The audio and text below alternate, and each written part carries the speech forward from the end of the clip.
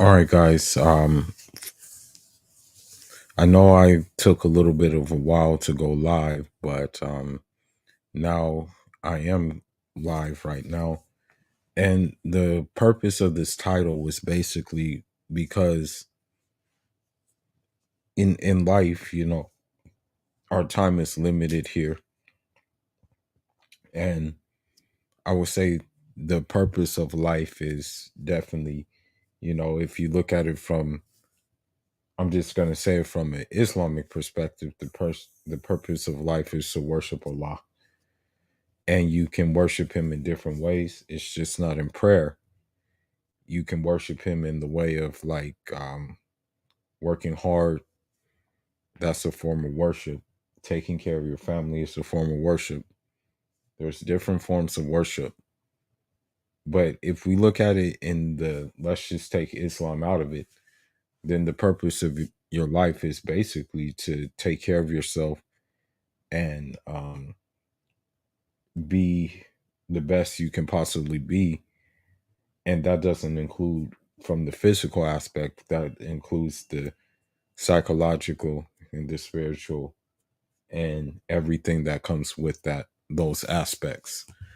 um and the reason why I made this title is all a decision, because it at the end of the day, there is going to be a decision. There is going to be a decision that you're going to have to make about how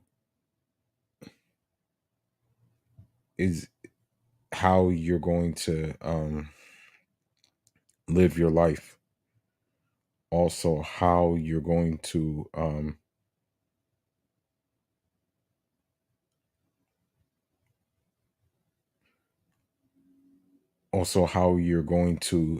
uh make the adjustments to what's happening. Because the thing is, we can all like think, for example, we can all think that it's going to get better in the collective West. We can all think that, somehow people are going to snap out of it. Basically, people are not going to snap. People are not going to snap out of this. Okay. um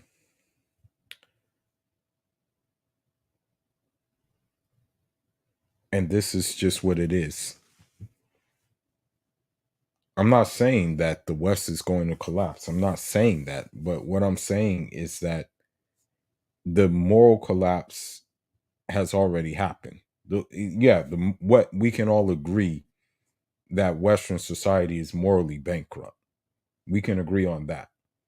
That collapse has already happened. That's done. We already know it's done. You know, everything I listen to um just proves my point more and more. The more information I get, the more my point is proven. Okay. Now, I put together some points that I wanted to make in this video. And I'm going to start with those points, basically, because at the end of the day, you're in charge of your life. However, if you decide to play this dating game here in hopes of marriage, then you're going to eventually put someone else in charge of your life once they get you on papers, once they decide to leave you, once they decide to do everything that they are encouraged to do. Okay. At the end of the day, in the collective West, all marriage is basically a business transaction that maybe will last for 2, 3, and or at the most 5 years. And then at the end of that business transaction, you don't benefit from it.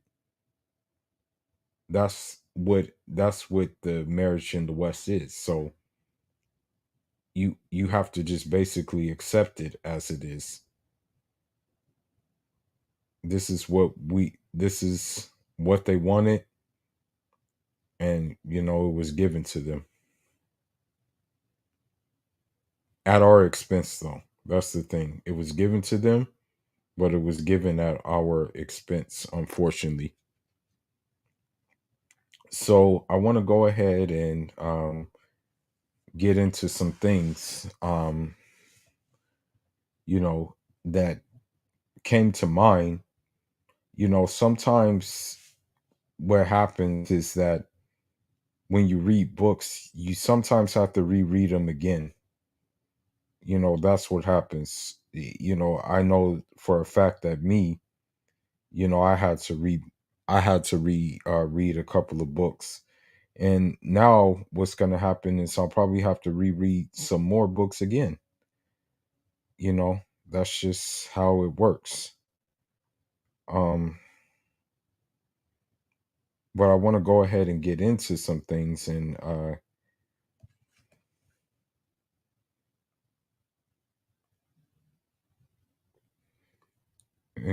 then we're going to go over some videos that will basically furthermore prove my point.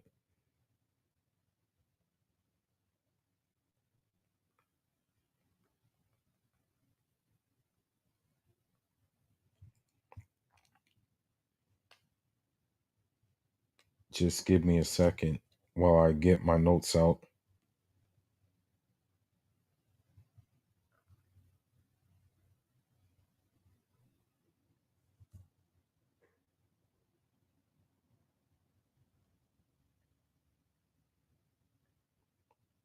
Hold on just a minute.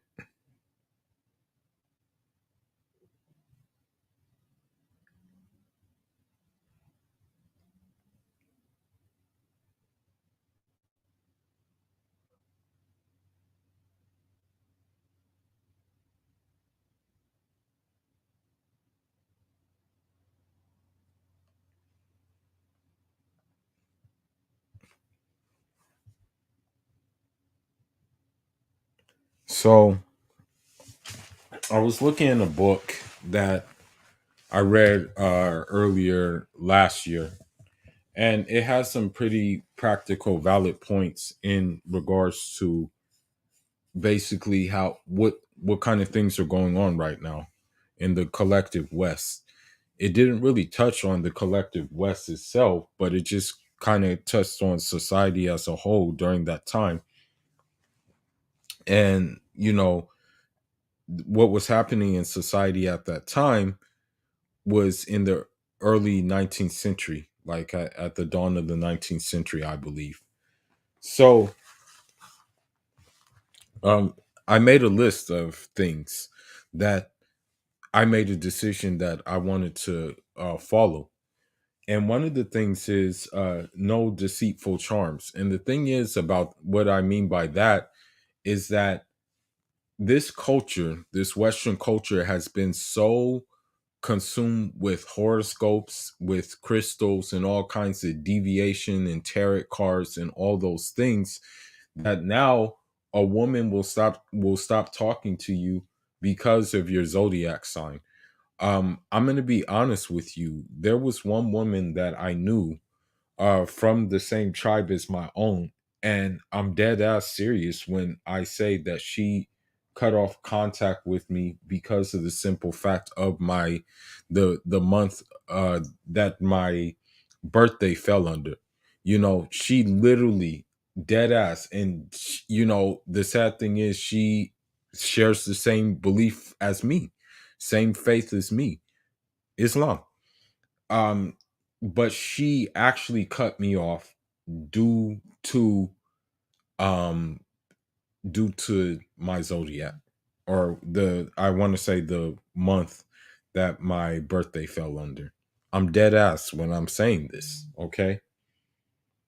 um Now the other thing is economic exploitation, and the thing is when we look at the current situation right now in the West, that's pretty much all Western women do to Western men is economically exploit them. And what I mean by that is that they put conditions on things that, you know, should not have conditions on.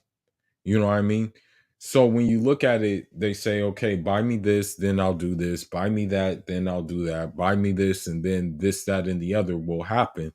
And it's like, okay, and and what they do, and the thing is, I do blame men for making that available to them by falling for the okey doke and actually buying them those things. I do blame men for doing that, and I wish more men would stop doing that. So I will say that I'm not going to just sit here and say that, oh, that they're at fault, that the men are, or that the women are just at fault. Uh, the men are at fault too for actually um doing that themselves, like actually buying the things themselves. They need to stop doing that. You know what I mean? They really need to stop. They really need to stop doing this. You know what I mean? So now what I want to get into is the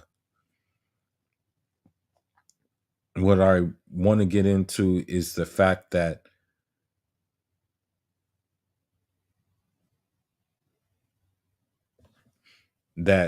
something else that I stand on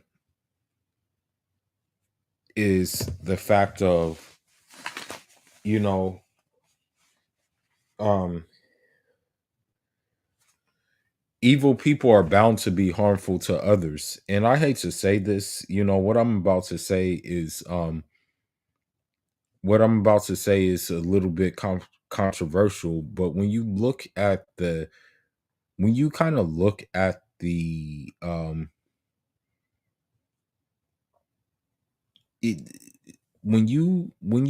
look at what Western women are doing and what Western women are promoting, right? Um, it is inherently evil. You know, the fact that they're promoting a degenerate culture, which leads to nothing but single mothers, which leads to nothing but, m- unfortunately, some men falling for the okey doke and actually thinking that they have to bend over backwards and financially provide for these women without getting anything in return for doing so, but headaches, and also a woman who is bound to step out on them, and also bound to have a sneaky link or something of that sort. Then you have to ask yourself, okay, is it really worth it? Is this really, really worth it? You know what I mean? Um, so you look at this situation that we're in, right? And you look at what modern women have done, and it has been harmful. There has been no good that has came out of it. The only good that has came out of it is that men adapted, and men actually have more dignity and respect for themselves from these situations that they find themselves in now. And that men decided that, and made the decision that they were not going to do what they were expected to do for something that they did not even cause, for problems that they did not even cause. That's the only thing that came out of it that was good.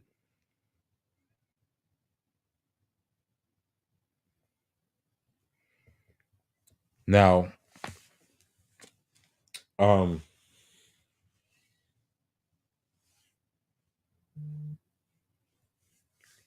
one thing I said is social restraint. I made a decision to socially restrain myself. The thing is, you're going to have to make a decision to do that too. If you're trying to get, um, if you're trying to get to that next level. And what I mean by that is that you're going to have to, because the thing is, everything is available to you here. Okay, that's All the right, thing. guys.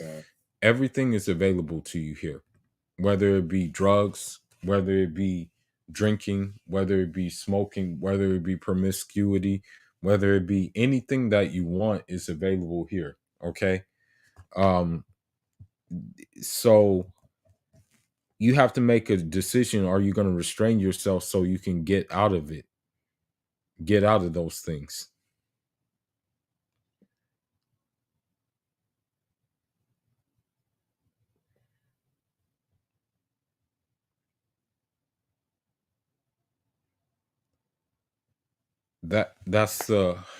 That's the thing. Like, you have to make a decision. Do you want to be involved in those things, or do you want to get out of those things? And I think the best choice I think the best um the best choice for you is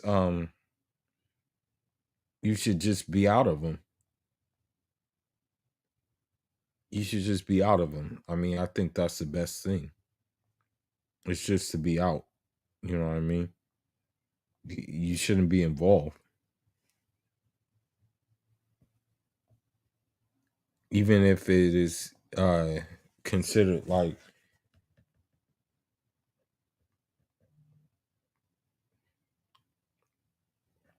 even if these things are considered the cool things to do,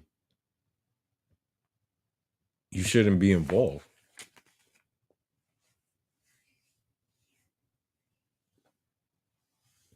You know, and this is the last approach, but we have to be honest with ourselves when we say, is the situation really gonna get better? Um, and you know, I don't foresee the situation getting better in the West at all.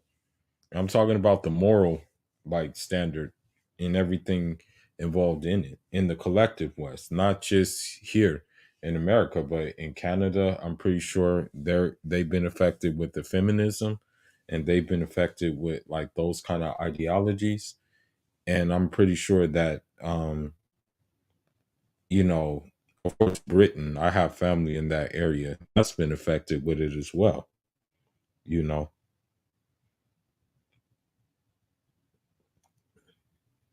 You have to have a complex character. You can't let these people figure you out. You know, you can't be figured out. That's the mistake that Russell Wilson made with Sierra. He was too easy to figure out. When you have like someone who kind of is like raised in the church and takes that church stuff serious, and then he decides to get a streetwalker, that's what happens. That's why so many women love Sierra, because of the simple fact that she did not have to take accountability for the actions in which she did and the men in which she chose. That's why they love her so much, because she actually found someone who was not wet behind the ears and who didn't know any better to basically disregard the grave mistake she made and take her in. That's why uh, they love that couple so much. Now, one thing I want to say too, and then I'm going to get into some videos basically. I want to get into a couple of things, and we're going to do some reactions, and and those reactions are going to be based on that it is all a decision. You know, you can choose to entertain the foolishness that these Western women have. And the thing is, the older they get, the more foolish they become. And the thing is, the reason why I say it's all a decision is because they've already destroyed the next generation. If you think that, okay, you can, like, maybe you want to get like a younger woman who may be 10 years older, um, or 10 years younger, or 15 years younger, which is, you're right, she's already been destroyed. That's the thing. She's already done. She already has the imprint that her mom left behind. And her mom did that on purpose because her mom is single and can't get a man to commit because she's not worth committing to. Um, one thing I want to say too, one thing I would like to say as well is that it, one thing I would like to say as well is that there are many examples of that. You look at Bernice Burgos, okay? You look at Bernice Burgos, right? She's the same thing. She's the same, okay?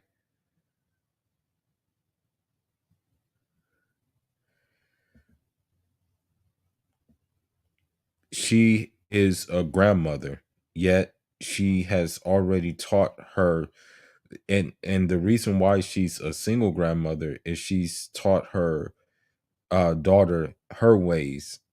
And you would think that that the that she would teach her otherwise, but instead she decided not to. And so when I say that the generation is destroyed, the next generation is destroyed. They already have the imprint of, the thing is that they're not trying, it's not trying to be changed. They already have the imprint of, I guess you can say, a corn star or an OnlyFans model. That's already been imprinted on them, and it's already, and they're already basically done. It's already done. I know it sounds bad, but it's already done.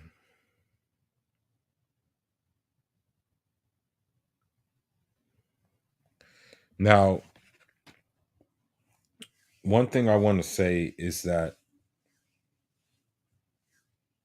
the way that modern women have been given freedom of speech is the same way that you have to exercise your freedom of speech in what's going on here.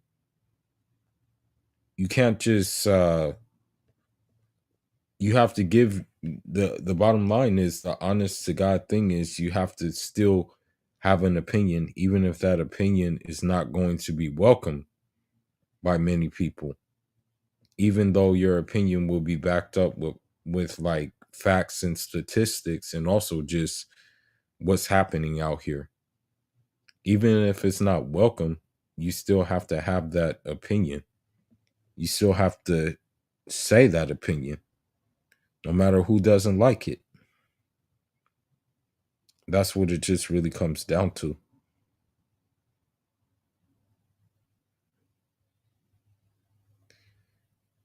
Not everybody, not everybody is going to like or respect you, you know. And most of the time, modern women are not going to like or respect you if you stand for everything opposite in which they um are involved in, you know.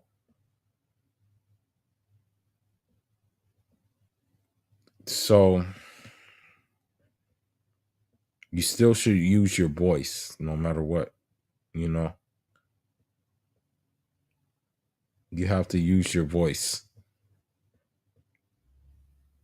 And although, like,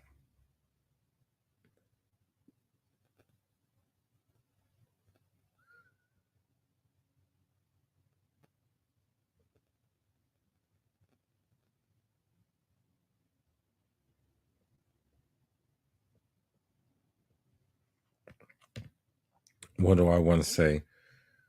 Although Your voice may not change anything. It's still, I guess you can say, it is still something that can be used as a form of actually, how should I put it? Your voice can be used as a form of therapy for yourself.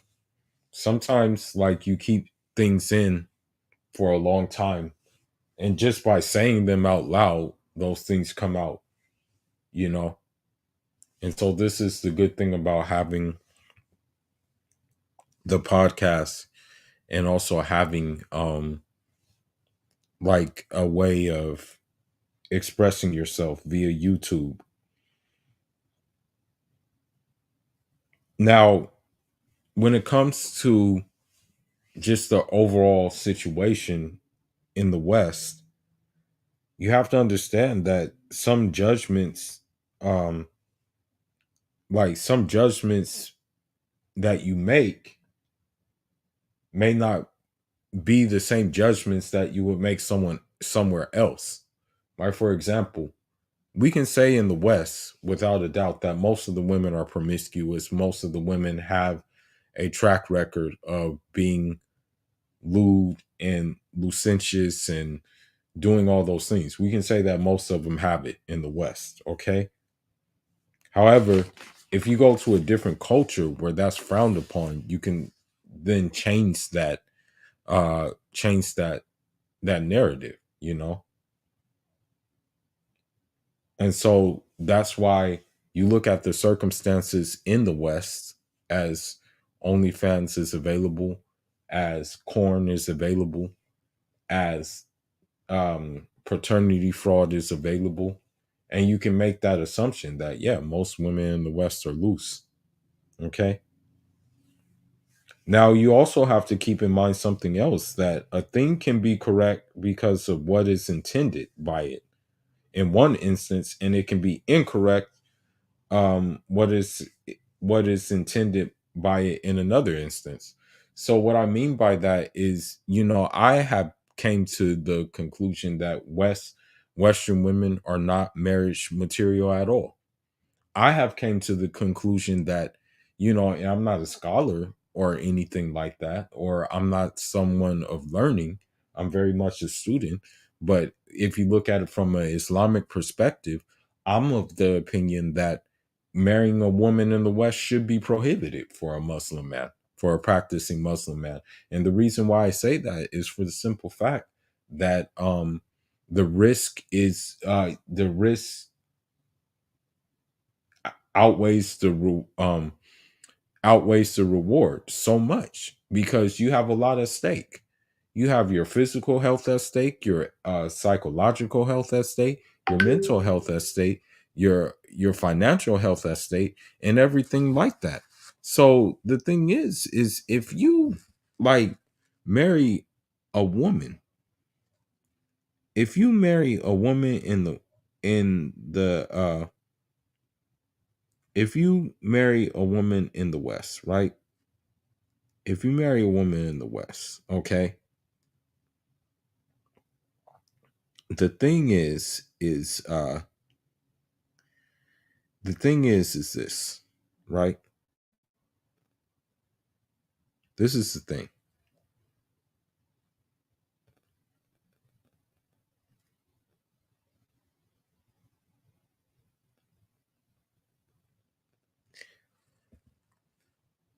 There's not much you're going to gain by it, right? Because of the simple fact that the incentive in the West encourages a woman not to keep the marriage. That's the thing. The culture of the West encourages a woman not to keep a marriage. The culture of the West encourages women to break up marriages and things like that.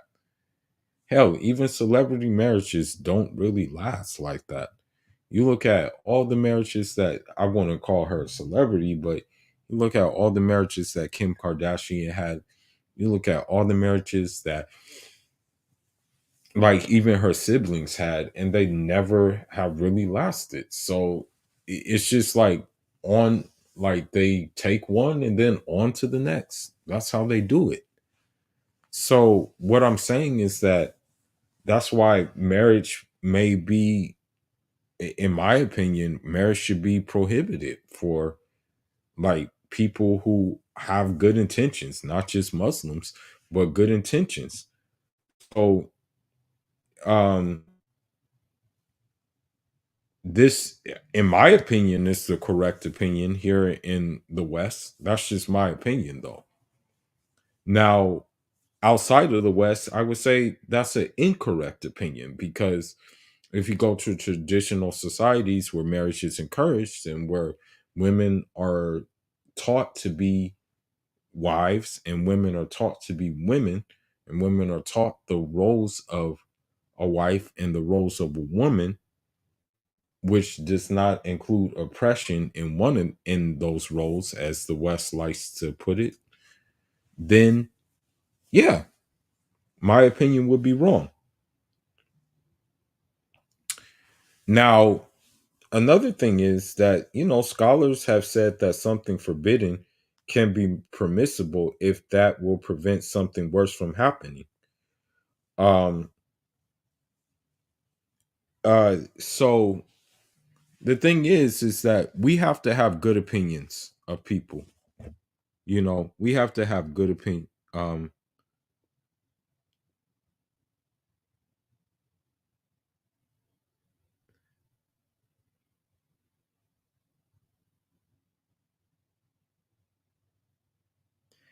We have to, like, usually our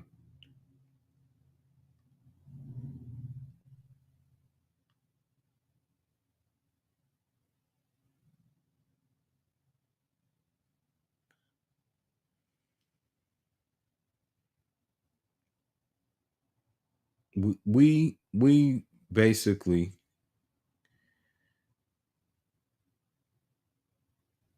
we basically, what I want to say is that, yeah, we have to have good opinions. Yeah, we have to be positive. We should be doing those things. But at this time, we really can't afford to do those things anymore. We have to be in touch with reality. And the reality is that, the situation is not getting better here. Situation is getting worse. Okay? Um so thinking back, I hate to say this, what I'm about to say, but thinking bad and having bad opinions of Western women is actually permissible, because they are not doing anything to counter those bad opinions. In fact, the videos that I'm about to show you are just adding, will add to those bad opinions that they have incurred by different groups of women. Those women outside, and most of the women are outside of the United States. Okay, that they are that they are having these opinions of, you know.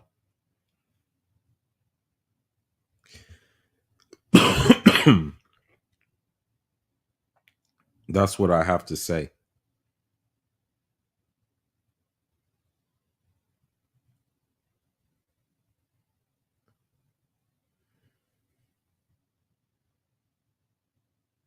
So if we go to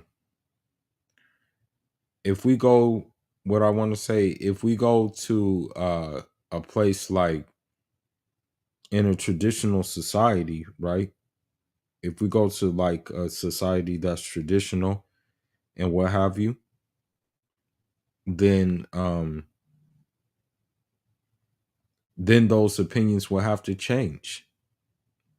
You know what I mean?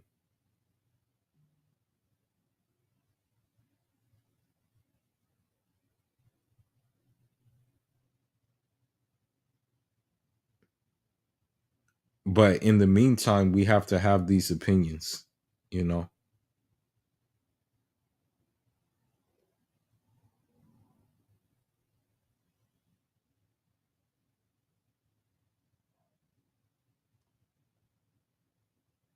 It's sad, but we have to have them.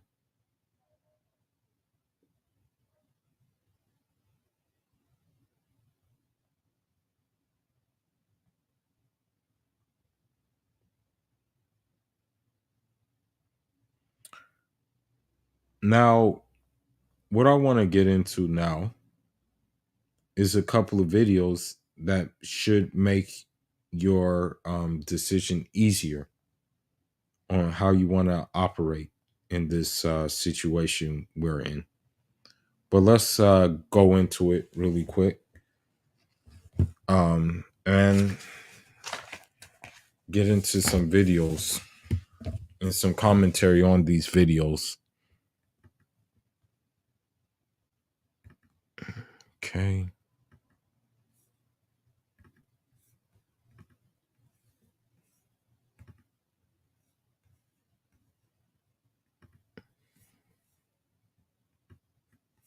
Was looking at this earlier.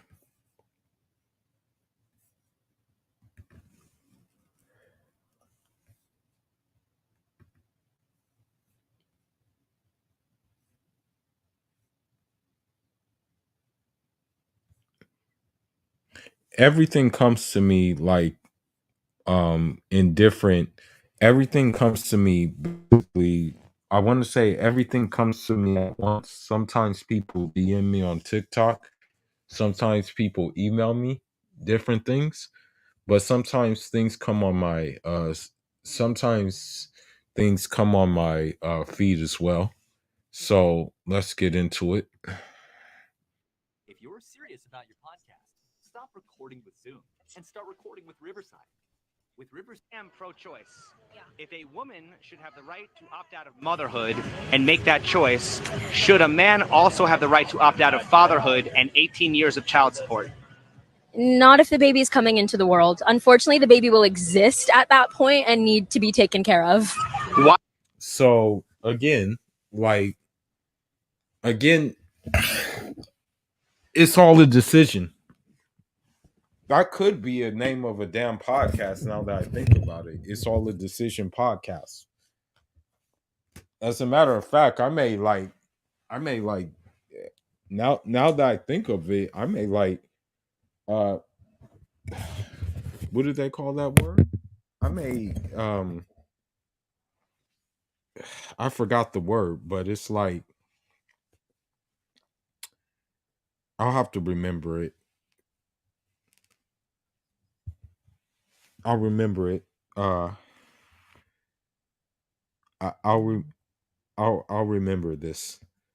But what I'm saying is that when it comes to, I may have to patent it. Yeah, I may have to patent It's All a Decision podcast.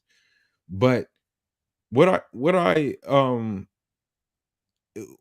what I want to say is that, of course, like usual, the whole feminist movement and what have you basically is pro-choice, pro do me, pro live my life, this, that, and the other, live it on a level that everything that a man can do, I can do, and I can do it better according to most of them. However,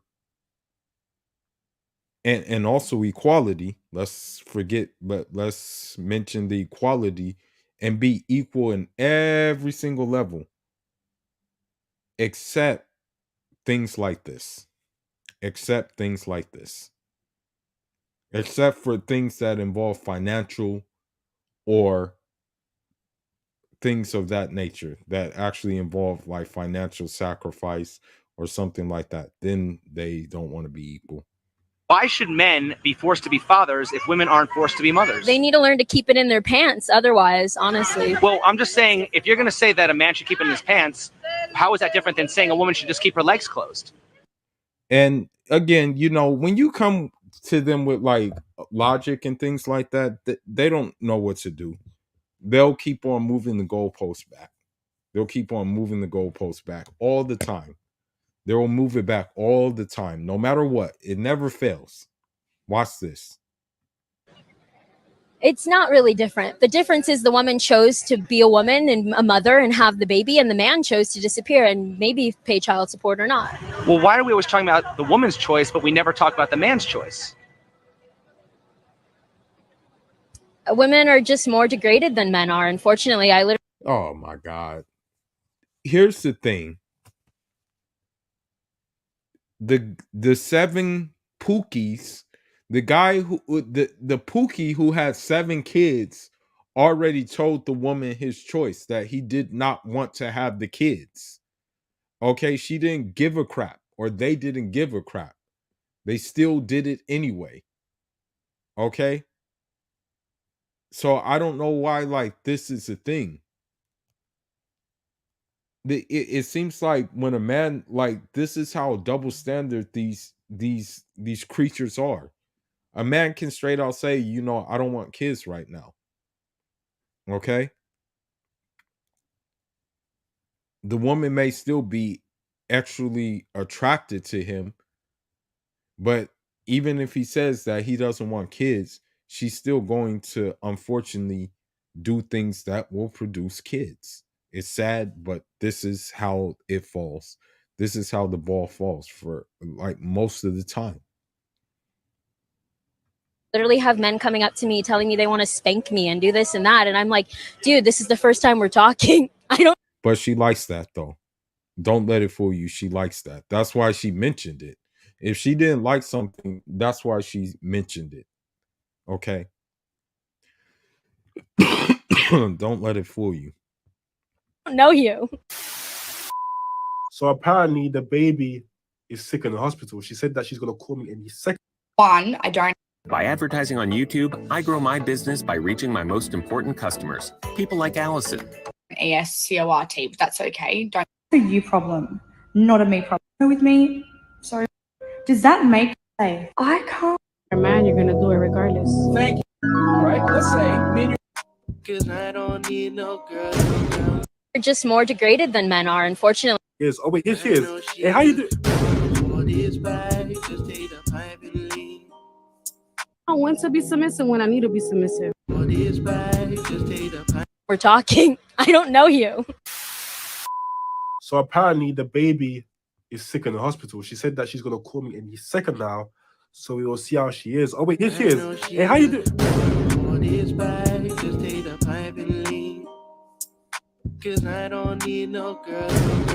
There's no need for that.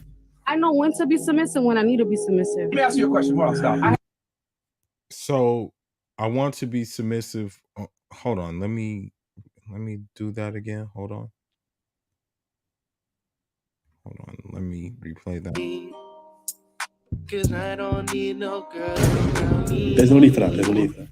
I know when to be submissive when I need to be submissive. I know when to be submissive when I need to be submissive. Okay, the thing is this, like, I'm gonna be honest with you in this, and when it comes to it all being a decision, it's all a decision. You can choose to accept this, okay? But I hate to say it, but like when I see a woman with hella tattoos, I don't care how good she looks. What I think about is prison. Okay, I think that she just got straight out of prison. I don't even care if it's just one arm full of tattoos. I don't care if it's her leg full of tattoos. I don't care if it's her foot that has a tattoo. I'm not into that shit, bro. Me, myself, I don't have no damn tattoos. Okay, even when I was from an area that, you know what I mean, like had that activity going on, and once upon a time, you know what I mean, like I was in that element. I still don't like have tattoos, bro. Like I don't have any. Like that shit is very unattractive seeing a woman like full of tattoos. That shit is ugly to me, bro. Seriously. But let's listen to her and her selective femininity. Let me ask you a question. Hold on, stop. I had to tell you to shut up, right?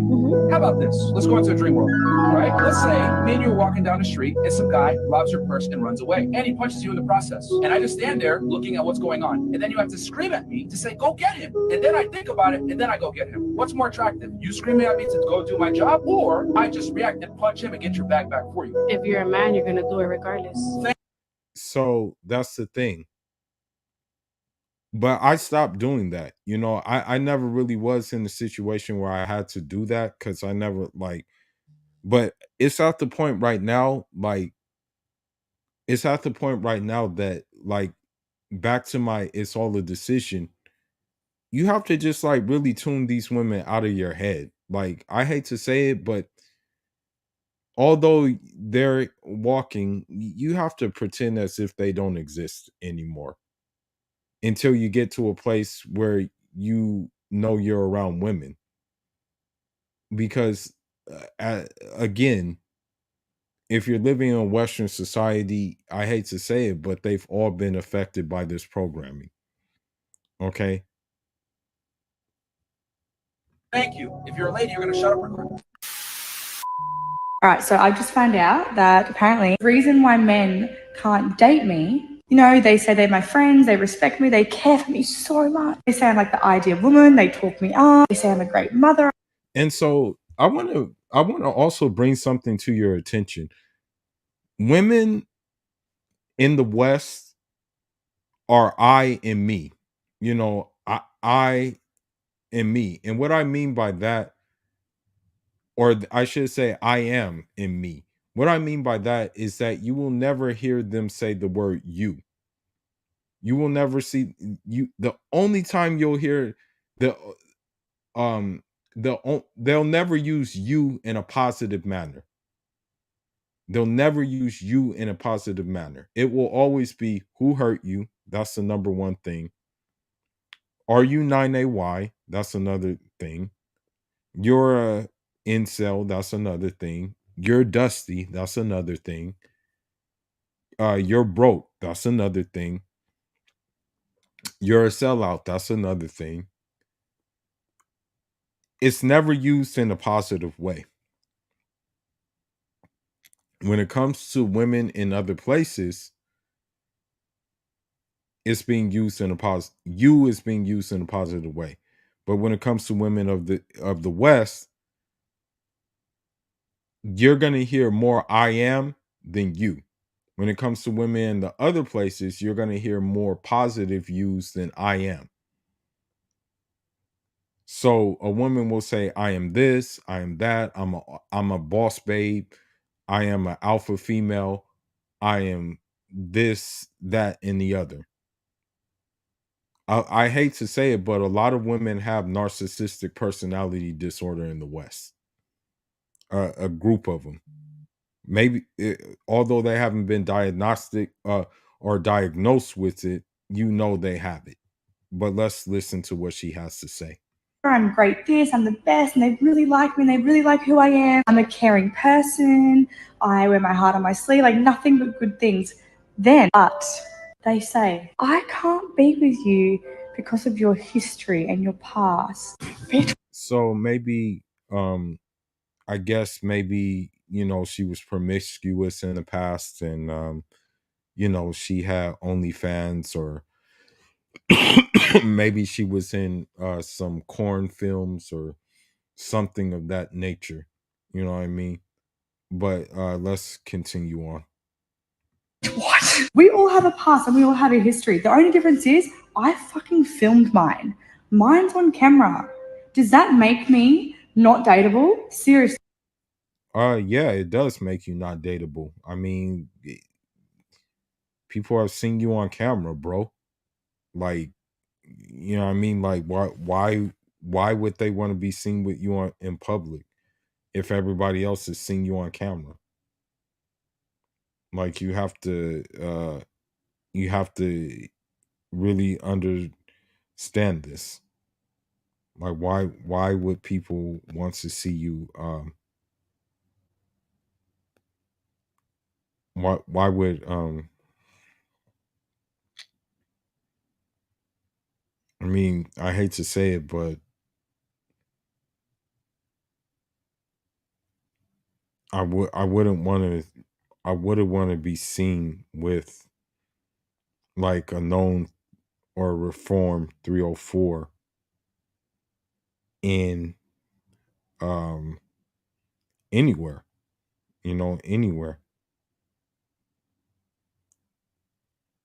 I'm just going to be honest.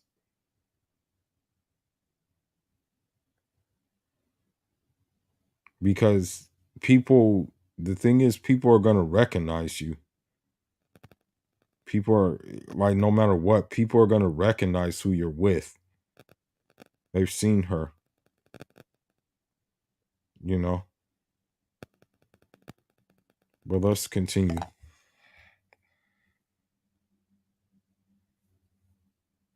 Yes or no? Yes.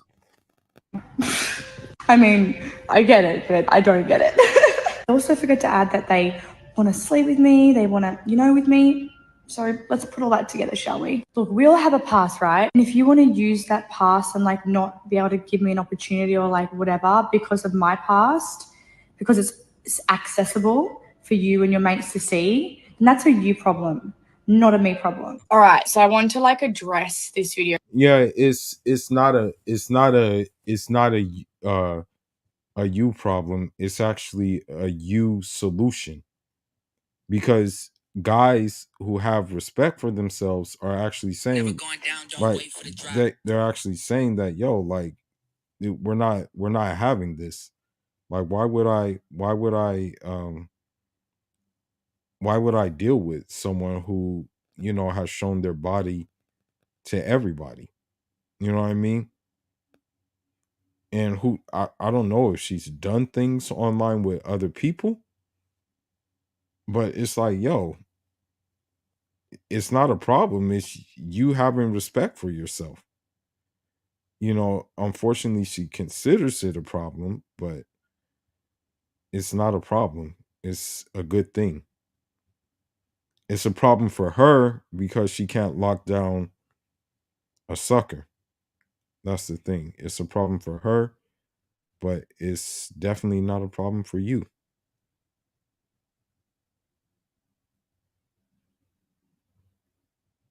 But let's continue. Because I've just seen it on Daily Mail. Not sure fucking why. Number one, I don't ESCORT, but that's okay. Don't care if they say I do. Number two, I'm not saying that like, it's made it out like I'm bashing men. Like, I'm literally not bashing men. I'm just like, I get it that they don't want to date someone that's had a past like me, but I don't understand it. I get it, but I don't get it. I simply don't understand it because I probably had sex with the same or less amount of people that you have. The only difference is that I filmed it. That's the only difference. And I understand that guys don't want to be with someone where that is accessible and your friends can see it and your mates can see it. But that's the only difference. Doesn't mean I'm more of a or I'm more of a or I'm more of a this or I'm more of a that or I'm. It does. And the thing is, you probably have more partners that you didn't film too. That's the thing. Like, yeah, people may have seen like the few that you film, but there's others that you didn't film that you had liaisons with. So please cut it out. Looser or have more STDs. It doesn't mean that at all. In fact, S workers actually get tested quite often. It's just so funny how we get so stigmatized into thinking that we're disgusting and we're dirty and we're filthy and we've had so many people in us. It's all a decision, and they are dirty and filthy, and they have had a lot of people in them. And that's the decision I have made, that they are dirty, filthy, and have had a lot of people in them. So let's keep on going. When it's quite frankly not the case at all.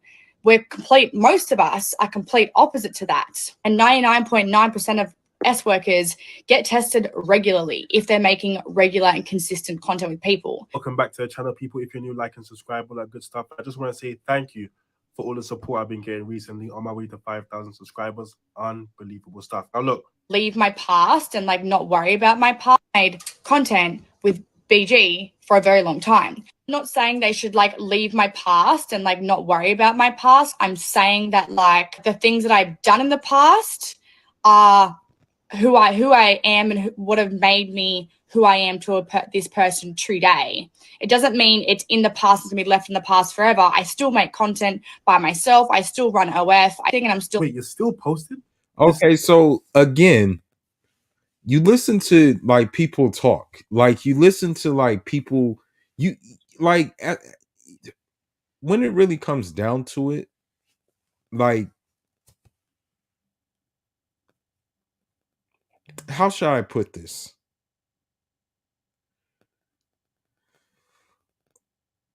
Listening to like women try to validate their like poor decision making kind of makes you it there is a potential that it can make you dumber. So while she is not doing content with other people, she still has a OnlyFans. But she wants people to take her serious in the dating market. Still posting. In the adult industry. I just mean, why should past like that affect you? But I get why it affects you, but I still don't really understand it because it's like me saying, well, you've slept with 200 women or 100 women. That's disgusting when I've slept with way less. Do you know what I mean? And you guys all have this assumption that we're filthy, grotty animals. And like, it's so far from. You guys are. You guys are. You know, like I'm just going to be honest. You guys are. You know. Just gonna keep it real. You guys are. So, you know.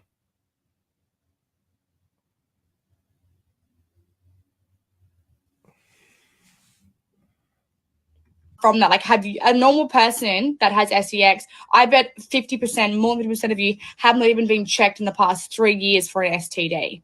Anyway, Daily Mail, thanks for picking that up. I haven't need to be checked for STD because I've taken the precautions to like not have to like get involved in someone that I have to like you know what I mean, like I'm not gonna disclose too much information, but I haven't like been in that situation where I'm just actively seeking out promiscuity. You know what I mean? Keep up the good work. Washington homeowners, look, we need to talk. Solar works in Washington. We hear all the time.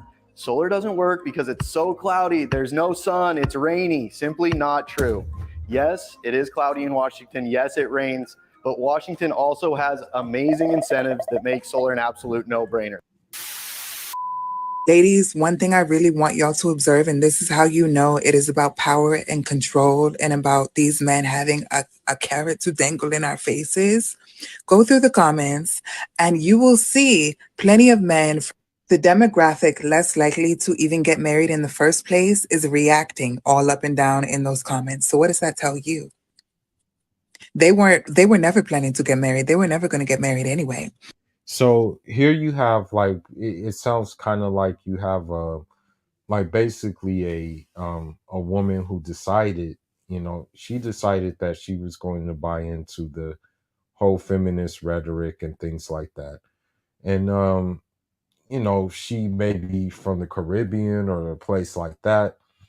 But again, you see what feminism does to these people and you know their logic. And so again, it just goes to show you that, you know, you have to, you know, it's all a decision. For me personally, I have decided to leave the West. You know, I'm in 6 months time I will leave the West. You know what I mean? Inshallah. I'm gonna leave the West 6 months time, and it's just I'm gonna get out. You know, I've made up my mind. It's all a decision. Gotta lay the blueprint down on how to do it, and I have the blueprint. You know, and I'm gonna follow the blueprint. Basically, I'm gonna follow the blueprint, and you know, it inshallah should work out. Inshallah, it should. It should definitely work out.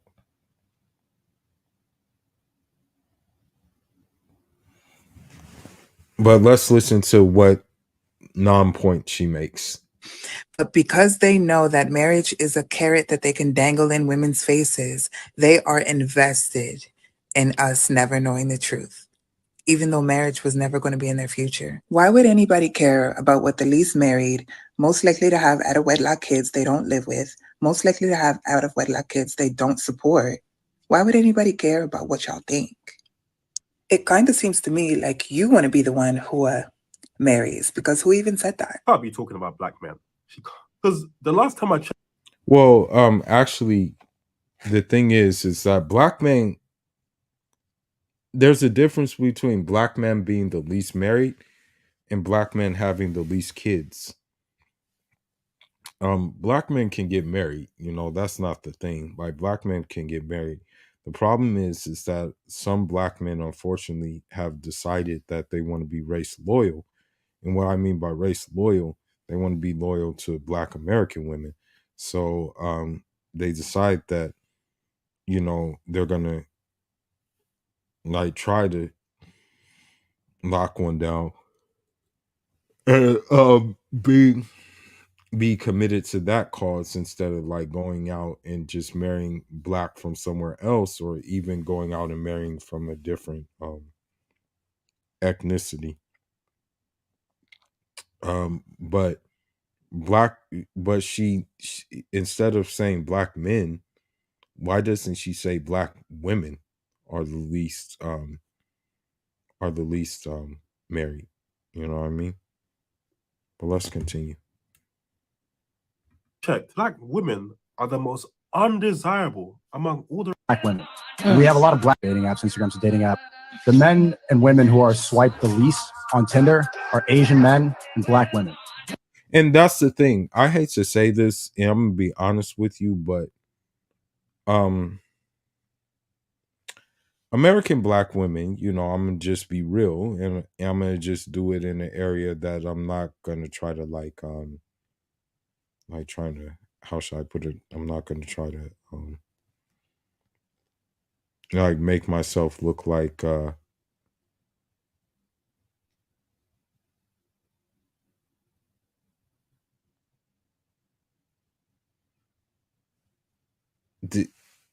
I'm not gonna try to be looked up like a victim. But what I want to say is that honestly, I will say that honestly that that whatchamacallit put me through a lot of shit. American black women put me through a lot of shit. You know what I mean? A lot of shit. And the thing is, the more that I realized it, and the more that I opened up my eyes, is that they really aren't that attractive, and it took me talking to also one of my former coaches who is Senegalese. He was like my long jump coach a while back. His name is Coach Toure. It took him sitting down with me and really kind of like talking to me about the self-destructive nature of black American women to like really make me wake up. And I'm glad I did wake up, and it's a blessing for me to have woken up to their self-destructive nature. You know what I mean? And so with that being said, I understand why they're the least desired. I kind of now understand why they are. And we have a lot of black women on this panel. I'm curious as to why you think that black women are the least desirable demographic for women. I think I understand why Asian men are. Maybe you could ask me afterwards, but I want your opinion on why you think that is. Why are black women the least swiped demographic for women on dating apps? Well, prejudice, judgment. No, it's not prejudice. It's truth. I mean, like, at the end of the day, like, black American women show their asses all the time. I just made a video showing a black American woman twerk on the damn restaurant table, and it's just that even if they are educated, they still do the same things. They still have the same programming. Okay, no matter what. No matter which one it is, they still have all the same programming. And again, it goes back to my point where basically one thing, what basically what do I want to say?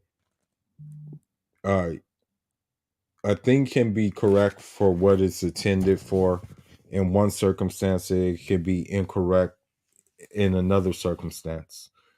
Thing is this, that the circumstance of me speaking like this is to save other fellow Africans from making the mistake of procreating with Black American women. And it has nothing to do with prejudice. It has to do with the cycle that they keep on recurring over and over and over and over and over again. That's what it has to do with. We see it with Sierra and Russell Wilson. We see it with different people. Well, let's continue. One thing I'd like to bring to the table, I don't care what anybody says, but basically, if there's like generational trauma, imagine like what's generational to the people that were causing that trauma. I feel like if honestly, there's some people in their lineage, there's just racism. You're going to be an ignorant ass person that's in your family line. That's how you guys live. No, that's not how it is. Like, honestly, like in my lineage, for example, restraint, self-control, things like that are in the lineage. And unfortunately, because that restraint, self-control, and that social distancing from destructive traits is looked at as racism by the overall collective, that's where the problem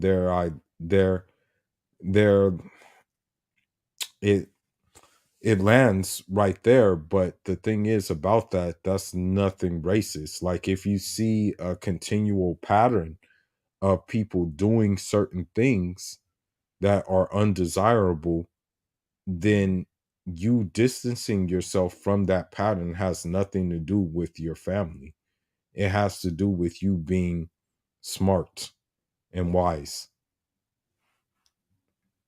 And that's how you guys were successful. It carries on. So some people, they just are trained that way. So it's just racism. like, yep. If I'm telling you somebody doesn't swipe right on someone solely because of how they look and it's because they're brown, that's discrimination. That's not racism.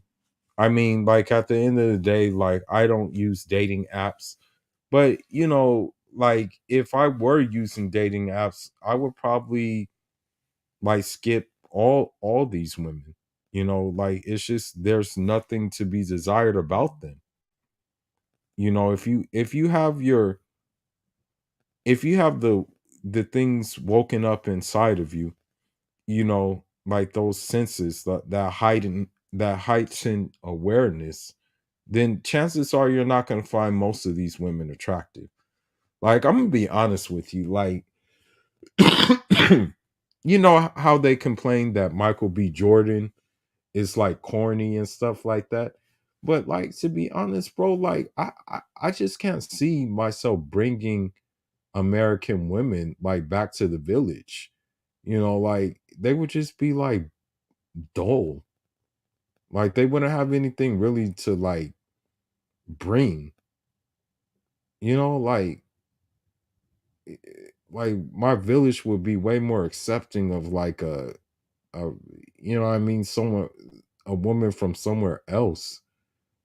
Like, they really, like, contrary to popular belief, like, most people in the third world just look at us at America as just an economic superpower. That's the thing. They don't look at America as like this moral like standing. They don't look at America as like the moral superpower of the world. They just look at it as like an economic superpower. I mean, people don't migrate here to like seek a better moral like stability or anything. It's just about economic stability. But if you ask people where they would rather be, they would rather be at home. It's just that simple that you know, the unfortunate thing is that America takes so much from their home that they have to be here. You know what I mean? I will say that I don't believe that it has anything to do with racism, prejudice, or discrimination, any of that. What do you think it is? It is because the stereotypes about Black women are born from a place that is true. We Damn. She actually, man, she, imagine that the wow. Ooh wee. She actually said something that they didn't want to hear, but let's go ahead and hear it. can, and I say we as a collective, like we can be aggressive, we can be assertive, we can be masculine, we can basically disregard the family unit. Like, and I'll summarize this, but Thomas Sowell writes about it that post-slavery and the Reconstruction era and in the Jim Crow era in the 50s, 60s, where it's like the most racist, the Black nuclear family was still intact. Mother, father in the home with all the children. Post the 70s, second wave, third wave, radical feminism that told you have sex with whoever you want and then kill the child after. So like, even like, I'm gonna be honest with you, even during the Haitian Revolution, even during slavery in Haiti, slaves were still getting married to each other. Even if it was in secrecy, they still got married to each other. Even under the bondage of slavery, they still got married to each other. Still have families together. Even in those dire circumstances.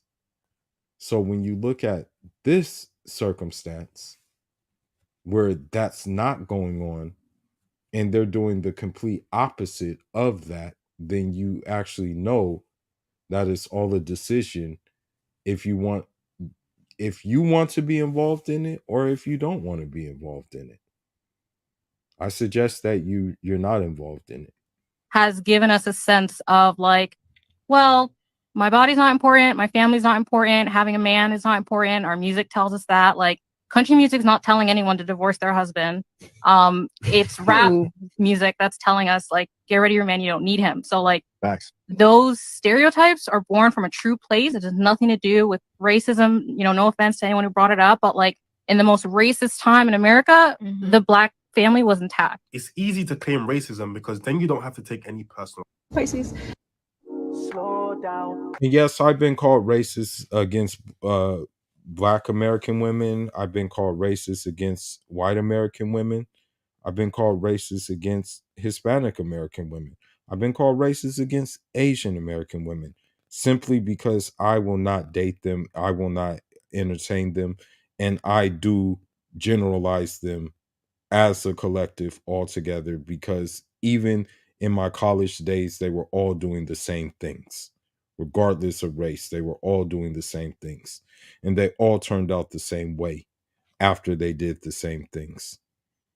You don't think I know single Asian mothers? You don't think I know single white mothers? I know all of them. They all did the same thing. They all decided that they wanted to do the same things. It's just that Black women are more aggressive in terms of them doing the same things. But let's continue.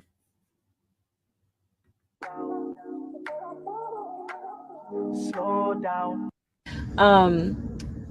We have to really talk about, and it does tie in to the history and story of women advancement, and it also ties in to the anti-feminist movement with a lot of women for whatever reason that they have. This creator in her whole video, and look her up, she talks about how she was in relationship after relationship, right? And then she regrets. All right, let's look at this. All right, bro, I'm out of here. I'll see you when I see you. All right, bro, be safe and good luck. Where's he going? Oh, he's moving to Brazil to find himself a wife. Why? He said something about finding himself a traditional woman. So he just wants a slave? No, he just wants a woman that. Does he really get no ass to the point where he needs to leave the country? And so this is the thing that most women will say, like, oh, you get no action or anything like that. But the reality is this. The reality is this in that situation. The reality is that women are so, like, the Western woman is so, I want to say, unapproachable, right? Number one, unapproachable. Number two, she's so, at this point in time, is so vindictive and things like that, that it's not even worth, like, it's not like, you know how they say that the juice isn't worth the squeeze. This is the situation we're in right now. The juice is just not worth the squeeze, bro. So why even go through the situations and do that to try to get access to something that's not even worth it at this point? Like, is that not predatory behavior?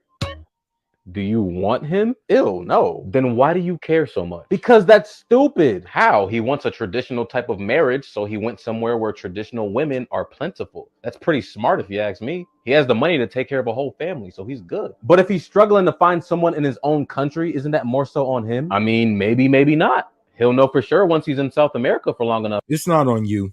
It's not on you. Trust me, it's not on you. Because, like, I can tell you that, you know, me, even when I went to Cuba, when I went to Venezuela and things like that, I'm gonna be honest with you, I couldn't keep them off me. All right, I could not keep them off me at all. I tried my best to keep them off me. I couldn't really do so. All right. Got to the point where got to the point where my friend was like, where one of my friends was just basically like, man, he started calling me Romeo. I'm like, nah, man, not at all. So it's not on you. It's not on you. Okay. That's what I want to say. Like, if you are having issues here in dating and all that other stuff, I'm talking about the guys. It's not your fault. It's not your fault at all. I know women will make it out to, I know, like, that women will make you believe that it's your fault, and that dating coaches will make it believe that it's your fault, but it's not your fault. Trust me, it's not your fault at all. It's not your fault.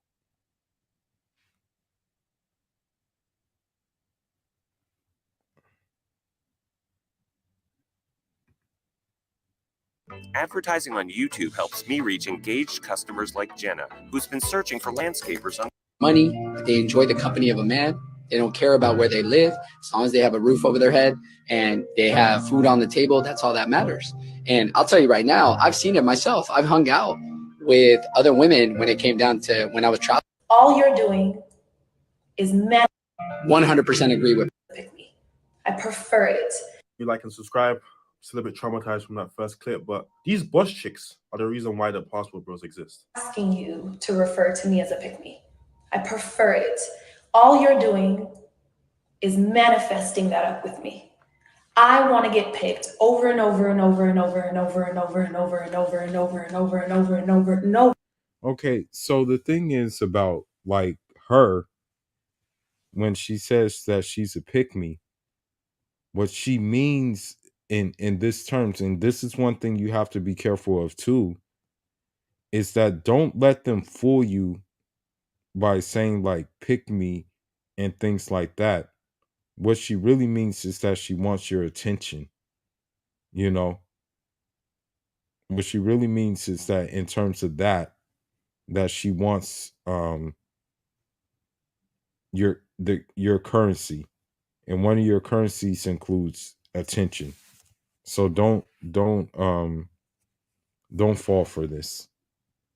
Over again by the same man a million times. I want to marry that man. I want to have that man's children. Okay, well, I'll take that back. I thought she was being sarcastic, but I take back what I said. But even this could be a chameleon trap. And I want to live a happy life because he keeps picking me and I keep picking him. I'm a pick me, for sure. I'm not a, whatever the opposite of that would be, a not pick me. Whoever raised their hand and said, hey, don't pick me. Bitch, I am a lover. I am here to be loved. I am here to give love. I'm a pick me. Pick me. Pick me. Now, I don't take it back, because the thing is, I'm pretty sure there were guys trying to pick her. I'm pretty sure there were guys trying to pick her, but they weren't the guys that she really thought that she deserved. Okay. There were probably guys that tried to pick her, but she probably disregarded those guys because of the simple fact she felt that she did not that those guys did not deserve her. But let's continue. Me, for sure. 100%. You're not hurting my feelings. All you're doing is manifesting it with me. Let's do it together. Pick Christina Mackie. Pick Christina Mackie. Because I'm picking him too. So if I'm a pick me, he's a pick me, and we get chose together. If you haven't seen the video of the woman that's like 35 and she's saying, look, I didn't do the right things in life and now I'm here and I don't know what to do, you should watch it. Because I'm not one of those people that need to burn myself in order to learn from somebody else's scars. See, I see you have that scar and I see that doesn't work for you. And I'm going to try to do everything I can to prevent myself from having that exact same scar. Because so many people have the same scar and nobody like talk to each other, figure it out. Well, I'm a listener. And I also like to learn. So in being a pick-me, I'm going to learn exactly what my man needs, exactly how he likes it, exactly how he wants it, so that he keeps waking up and being like, this is who I got, who y'all got. Well, the thing is that it's too late for that, because now men, men, like, the thing is about this situation with her is that, like, yeah, her intentions may be good and everything like that, but I think it's already too late due to the simple fact that other women in the West have ruined it for her. You know what I mean? Maybe her intentions may be good. I don't know. But other women have ruined it for her. And the thing is about that is that us as men are within our rights. That's the thing. Us as men are within our rights to view her with suspicion, to view her and say, nah, she doesn't mean anything good. We're within our rights to do that. There's no fault against us for doing that. There's no fault at all against us for doing that at all. So yeah, she may present herself as, oh, she's this, that, and the other, but the actions don't show that. The actions may not show that, because like she still hasn't obviously been picked. Because this is my best friend, my life partner, my wife, my child's mother, multiple times over. That's the life I want to live. So you calling me a pick-me because I know exactly what I want, I'm honored.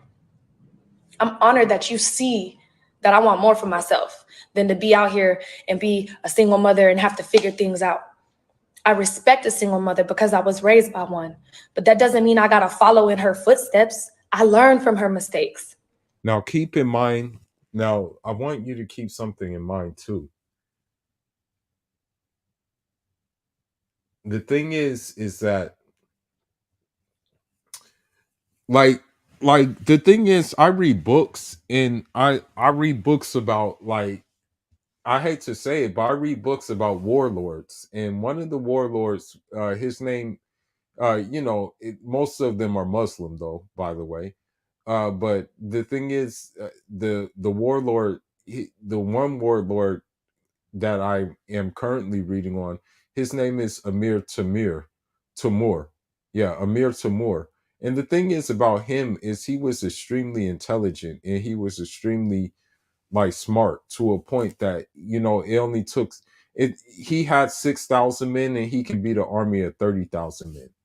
Okay. So the reason what made him smart was that he was just a brilliant like strategist, but he also engaged with like he also respected holy men very much, which made him smart. And he also played a lot of chess, right? So he was able to see moves ahead. So the thing is that when you look at this woman, right? Yeah, it sounds good, right? But the moment you get into the relationship, her single mom is going to be in her ears, and her single friends are going to be in her ears, and also probably other family members are going to be in her ears too, because as it stands right now, and I told him not to do it, but and he tried to get me married, but I'm like, hell no, I'm not doing that shit. But he like, this guy tried to get me married, but it's a guy from Guinea that I know, and he married a black American woman. That's the thing. He married a black American woman, and I'm like, bro, like, what the hell are you doing? Even I said that, but it's a little too late. But her family is in her ear all the time, bro. Her family is always saying something to mess that up. Her family is always saying something like, hey, this, that, and the other. He's this, he's that. So it's like, okay, well, you're saying all of these things, and you guys aren't married. You guys are single mothers. So this is what I say, like, this is why I'm saying, like, you should just, you know what I mean? Like, stay away from like people who came from this kind of family dynamic. I'm a pick me. How you want it, babe? How you like it? What do you prefer? And I expect that same respect back. I'm not saying I'm a servant. No. But I'm a pick me, baby. I want to get chose every single morning.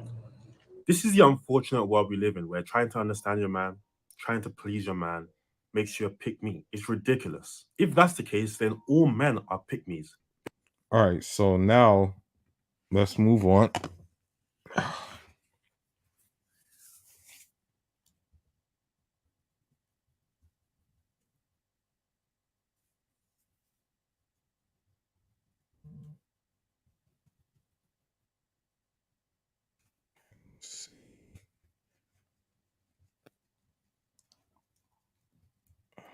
See. So one thing that's happening, one thing that's happening, and this is how you know, this is how you know that this is how you know that men make better parents than women, because a woman, like, this is the thing, and this is unfortunate that it's happening like this. It's very unfortunate that it happens in this country more than anything. A woman will throw a baby in a dumpster that she doesn't want, right? She will literally throw a baby in a dumpster instead of putting it up for adoption, right? But this man did not have to do this. But um this guy actually does it. He actually made the decision to actually raise a little girl. And the thing is, this man didn't have a pot to piss in, and he still raised a little girl that was in a dumpster. And he himself did not have the means to raise a baby. because he was down on his luck himself. But let's get into it. No choice. But something shocking happened. Richard found a newborn baby in the dumpster and decided to raise her as his own.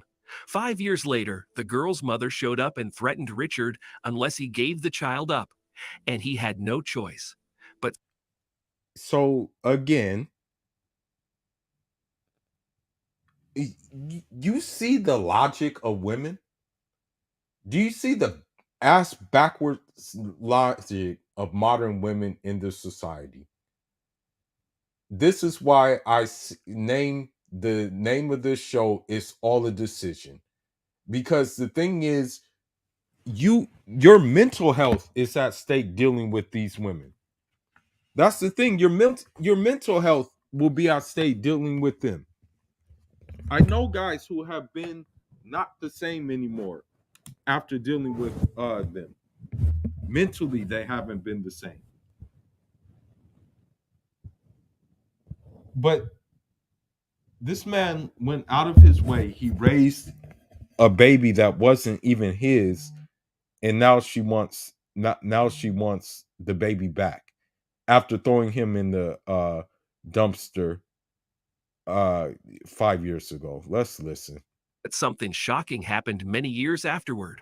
Before we continue, please take some time to subscribe to Beyond the Ordinary, like, and share this video with your friends.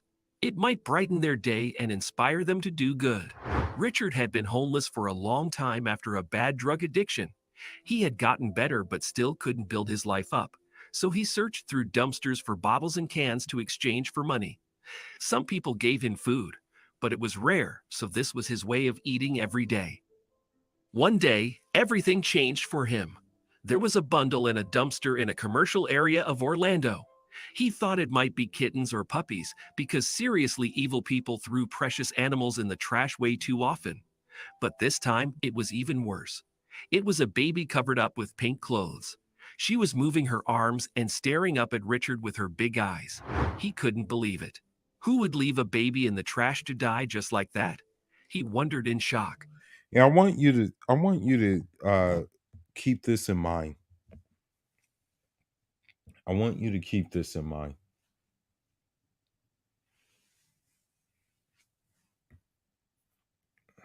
I don't know why my Telegram came up.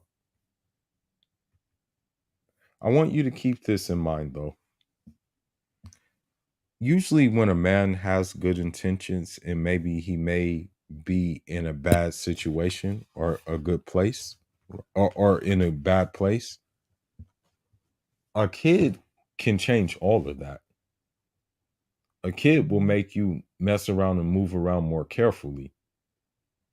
I'm dead serious. A kid will actually make you a kid may make you straighten up in most case scenarios. Now here you have a guy who was has some problem with drug addictions, and he was still able to raise a kid. But let's listen and see what happens. Furthermore, the little girl was adorable and couldn't be more than a month old. Richard grabbed and cooed at the baby, and he fell in love right away. He took her to the alley where he had a small shack for himself and left her sleeping for a while. After grabbing his spare cash, he bought some baby formula and a cheap baby bottle. As Richard fed her, he knew that he had to do the right thing, give her up to the police. But after that night, he couldn't do it, so he raised her on his own and named her Jennifer. Luckily, Jennifer was a quiet baby and didn't make much fuss. He started working odd jobs cleaning dishes at restaurants for a few bucks and went to soup kitchens to get food for the baby. You see this? Do you see this? This shows you already that a man, by nature, is a better parent than a woman is. This shows you. This shows you that Allah made men entirely different from women.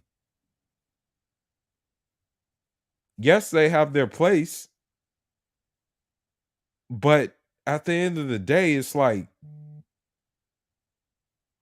the woman threw the baby in the dumpster because she probably chose the Chad or whatever to procreate with. But let's continue. He found old clothes at Goodwill shops and several dumpsters, and they managed to survive as Jenniger grew up. Using children's books people would throw away, Richard taught Jennifer the essentials. It wasn't ideal, but he finally had something to live for, and he was happier than ever. But his happiness was taken from him one odd day. Richard was reading to Jennifer from a book he had just found dumped somewhere when a woman stepped into their alley. There he is. He's the man who stole my daughter.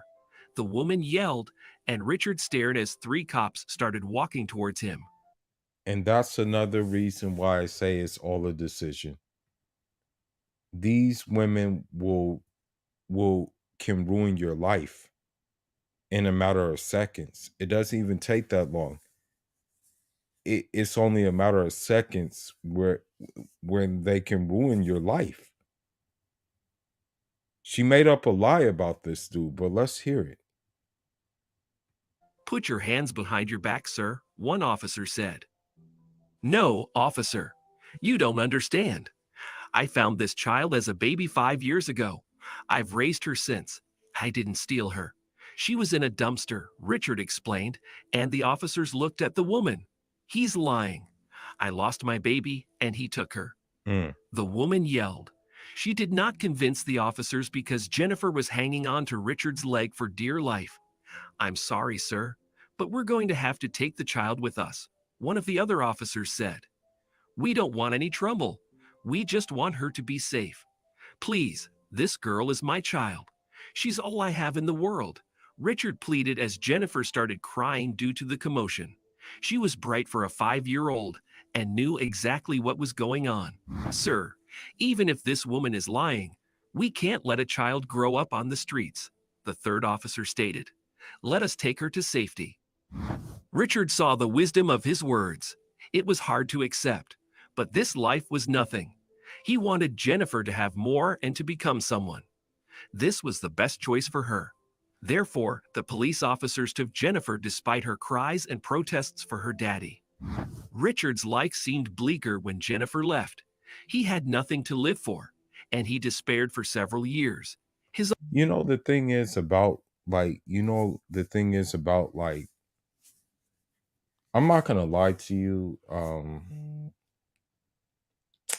Damn, man.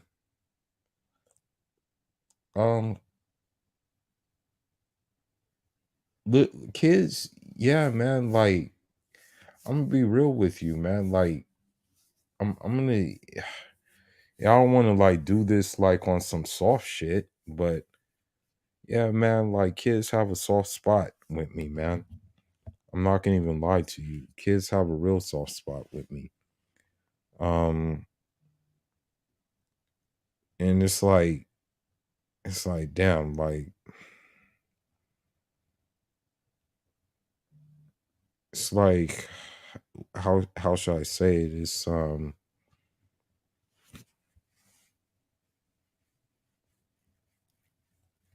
It's like kids.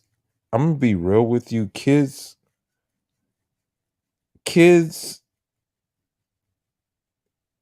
can somehow tell that with me. I know I shouldn't be disclosing this, but with me, like, kids can kind of tell that there's a lot I keep concealed, but they kind of can see that, when it comes to like just wanting the best and being like I guess you can say in a good, having a good like demeanor, I guess you can say. They are receptive. They're receptive to me. I'm not gonna lie. They're receptive. They're very receptive and they're very friendly to me, to be honest. Well, let's continue. His only solace was the notion that Jennifer would have more than he could ever give her. Unfortunately, Jennifer didn't have a lot. While she had a roof over her head, her birth mother, Carla, was a horrible woman. She admitted to abandoning her as a baby on that dumpster and only looked for her years later because she liked the idea of having a little being at home she could command around. Oh, hell no. Godly. Oh, man. I really hope this is not a true story, but something tells me that it is, unfortunately. Something actually tells me that it's true. Well, let's continue. And she was true to her word. Jennifer was treated as a servant most of her childhood and teenage years, but she never forgot the father who raised her. She often dreamed of escaping and going to him, but she was afraid he would get in trouble.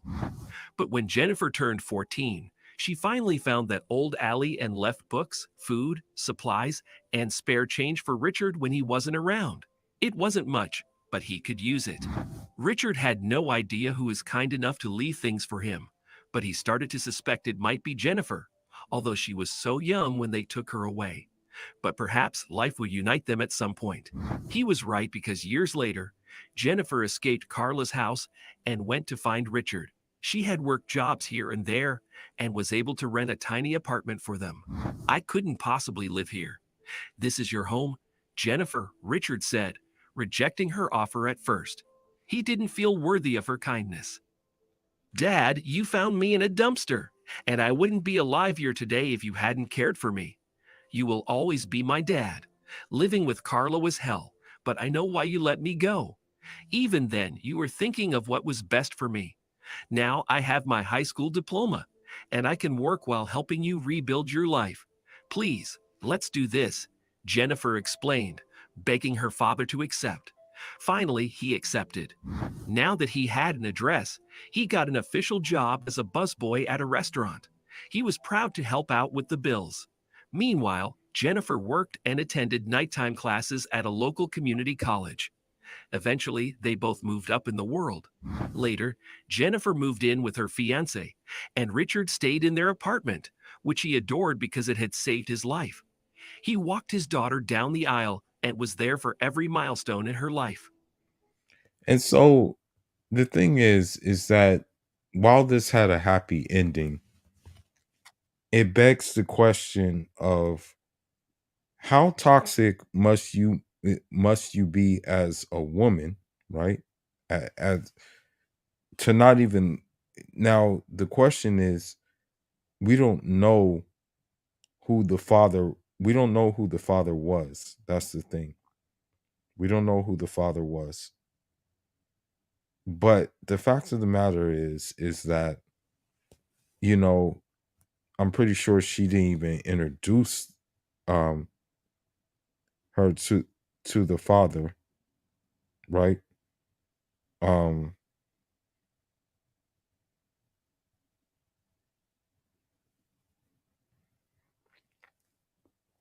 But it's still very sad, man, that, you know, how vindictive and how evil she really was, you know. But that's just the nature of the beast when you're in the West.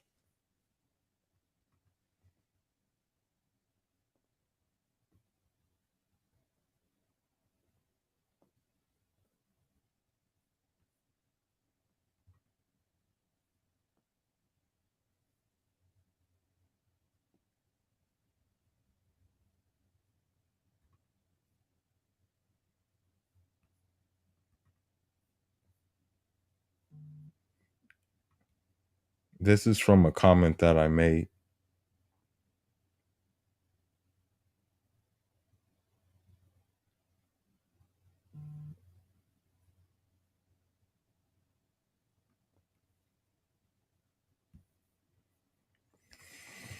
All right. Let me see.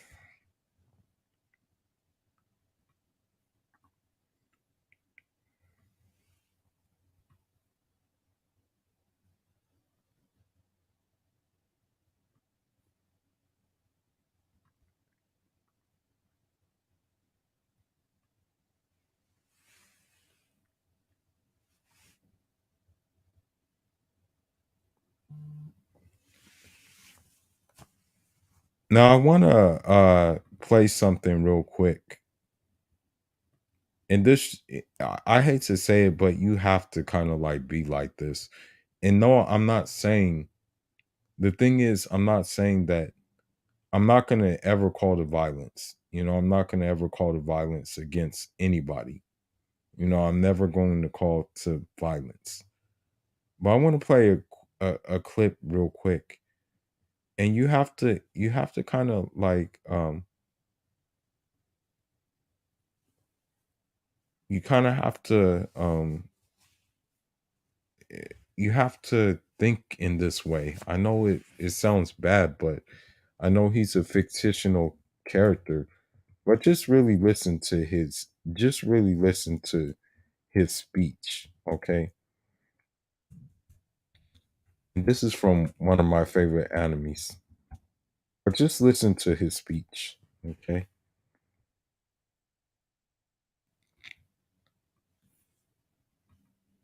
Who are you people? Don't you see the universe? So that's the thing that I've been asked multiple times by like Western women, like, who do you think you are? Like, I've been asked that many times. Many times I've been asked who do I think I am, and I just simply respond, I'm an unapologetic traditional Muslim African male who doesn't fit into the status quo of this society. I say exactly like that, but let's listen. This matters more than your meaningless squabble? Meaningless, huh? What do you know of meaningless? Spend most of your life ruled by another. So when he says spend most of your life ruled by another, I hate to say it, but unfortunately, like, and this is not me, but if you're like a man, like a single a dude who came from like a single mother household, then you have to spend like most of your life you have to spend most of your life like ruled over another, you know. But let's Watch your race dwindle to a handful. And then tell me what has more meaning than your own strength. Vegeta, I don't understand. You've never allowed anyone to help you before in your life. Why start now? Why Babidi? Because I wanted him to reawaken the evil in my heart. I hate to say it, and I'm not saying this in a good way, but like the way you have to operate in the West, it unfortunately has to be kind of like, damn. I don't want to say it, but damn.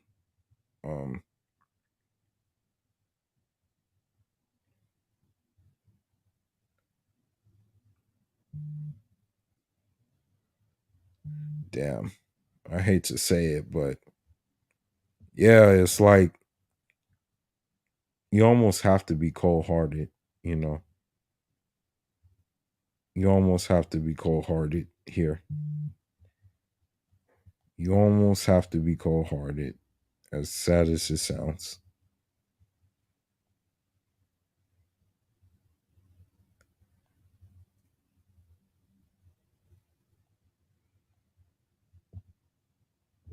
But let's continue. I wanted him to return me to the way I was before! I was the perfect warrior, cold and ruthless. I lived by my strength alone, uninhibited by foolish emotion. And so that's the thing. He told us something there. You have to be uninhibited by foolish emotions that women claim that they want you to show here. You can't show them any emotion, as a matter of fact. That's usually the best policy. I hate to say this, but marriage is dead in the West. Relationships are dead in the West. So since there's no point in trying to show emotions in a dead system, you have to understand that it's time to leave if you have good intentions. That's why I needed Bobby to set me free by releasing the evil in my heart. He has freed me of these petty attachments. And that's the thing, like, I just wanted to show that video because if you're dealing with these women, like, they are petty attachments. That's the thing.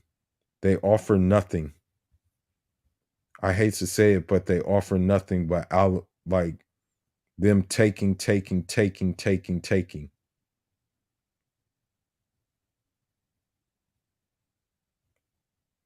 But I want to show you something.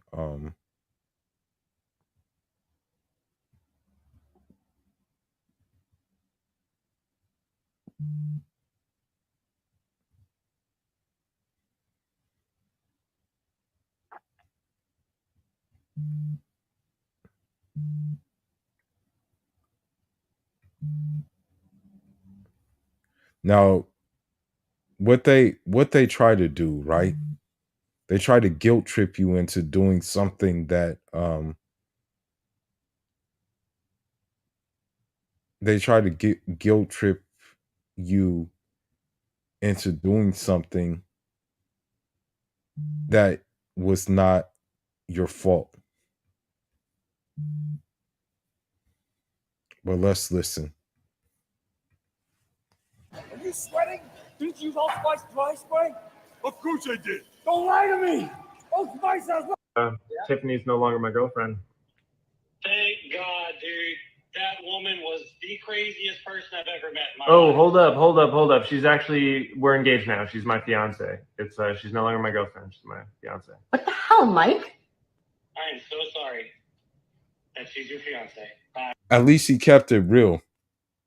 That's the thing. He kept it real because if your friend is really your friend, he's going to tell you what you need to hear, not what you want to hear. I tried to tell a lot of my friends what they needed to hear, but they didn't listen to me. Only it was too late afterward. I tried to tell them, don't mess with these women. I tried to tell them these women are no good. I tried to tell them these women are going to cost you more than they are going to enhance you. They didn't listen. And now, unfortunately, I'm in a better situation than them. And actually, I can leave without any attachments. They can't leave. They have kids.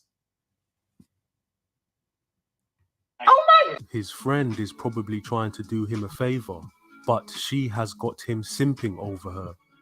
Later down the line, he's going to regret not listening to his friend. Facts. We have to catch up. I have been on so many dates recently. I have just been approaching men. Just walking up to men. The other day, I was swimming at the beach and there was a guy in the ocean. I just swam right out to him. Almost drowned, but swam right out to him and was treading water for my life and just chatting away to him, which was great. It was amazing. He was 24, very young, but you know what? That's fine. You know, it's for the plot. The airport, and I was looking at a guy just staring at him in the eyes.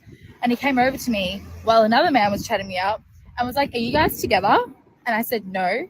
And he's like, "Can I take you out?" Absolutely, you can take me out. So, as you see now, it's getting to a point where it's getting to a point where like they're mentally unstable and that they'll do anything for attention because the attention that they once got before is now drying up. So now they'll actively seek attention. And it's all a decision if you're going to give it to them or not. And I recommend that you don't give it to them. That's my recommendation. Especially if you're going to ask me in front of another guy. Me and him went on the best date I've ever been on in my life. Then today I approached another guy at the beach. And honestly, the point of this is just play big. Be bold. Approach people.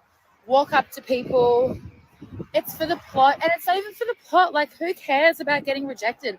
Life is one big game, really. It is one big game that we are all leaving the same way. You may as well make it interesting and just be fucking bold. Be bold. that's the catch up. If she had the most amazing date of her life with that guy, why is she meeting somebody else the next day? She's obviously riding the carousel. Women who make the first move like this and approach men are even worse than the 304s who don't. She's the village bicycle. I don't need a man. I want one. Let's dive deeper into this 50-50 topic. Do I want a provider and somebody to take care of me? Do I need one? No. I spend $3,000 per month in rent alone, $1,700 in daycare, and $1,000 in car payment and insurance. And I do that all by myself, not including the fact that I travel and I do fun shit with my kids and etc. I don't need a man. I can provide for myself financially, but I want that. She wants help. She doesn't want a man. She wants help. That's the thing. She says, like, that's the thing. When you hear a woman say, I don't need a man, but I want one, what she wants is really that man's help. She doesn't want a man. That's what you have to always understand when it comes to these women. And the thing is that these dating roaches and these chimpanzees will tell you that you have to deal with this. That, oh, this is just a woman's nature. You have to deal with it. No, you don't have to deal with it. Because there's women in different countries who are still upholding their bargain, their side of the bargain, and is providing successful, and they're actually staying married. You don't have to deal with it. You don't have to listen to these dating roaches try to tell you otherwise. I want a man who's going to take the lead. I want a man who wants to take care of me. I want a man who wants to provide for me. I want a man who wants to take that weight off my shoulder and allows me to be in my full femininity. And again, we hear these stupid points again. Conditional femininity. If you have conditional femininity, you didn't have femininity to start with.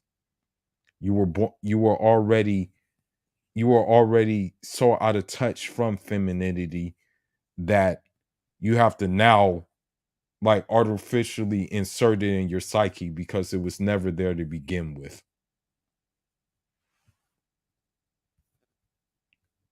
These women sicken me at this point in time. May Allah forgive me for what I have become. But He understands why I've become that. And I think rather than do the other evil, which would be to procreate with them without the balance of marriage, or to get married to them, knowing what the end result is, that this is a lesser evil that I'm doing. And that by me harvesting these feelings for them is the lesser evil. The greater evil will be to actually engage in the foolishness that goes contrary to everything I stand for. And in my full feminine energy, and whatever I bring is an additional thing to our home. But I don't want somebody who needs me to do that and then also needs me to be all of these other things, because the reality is that most men do not have everything that a woman needs. They are lacking. They are emotionally and spiritually broken. Not really. As a matter of fact, most of us from the situations that we've been in are now emotionally and spiritually even stronger now because we had no choice to be. It's actually you who are emotionally and spiritually lacking, and that you guys are actually the emotional and spiritual succubus. Okay? That's what's really the truth of the matter. Let's talk about emotionally broken. A lot of these men have not gone to therapy, have not. And again, these stupid points of therapy, these stupid ass points of therapy, when actually Shay Sade actually had a live stream suggesting that black therapists are out to destroy black men. One thing about a therapist is this: most of them are single themselves and don't have families to go back to. Keep that in mind. Yet address some of the deep traumas that are inside of the depths of their soul, and that affects your relationship. But I, on the other hand, have already gone to therapy, invested in myself in that. And so when a woman tells me she has been to therapy, that just tells me that she's batshit crazy. That's what that tells me, is that she's batshit crazy, and to stand clear of her. That's all that tells me. That way, and I have the tools to make sure that I am self-aware, and I'm aware when I'm self-sabotaging or when I'm the fucking problem. And some men just don't have that. They don't have the tools and they don't have the capacity to do that. So that alone, you're already more broke than I have ever been. Let's talk about spiritually too. I'm not a perfect person, but there are men who do know how to lead a household. A lot of men are too cool for that. And I want and need that guidance. So I don't need a man because I do that all by myself. But Look at her tattoos on her fingers. I wonder what those tattoos say, actually. I want one that can add to my life, one that can bring a contribution to my life and elevate my life. I don't need. Keyword elevate. So again, she's looking for help. Women think we're stupid. We're not stupid, bro.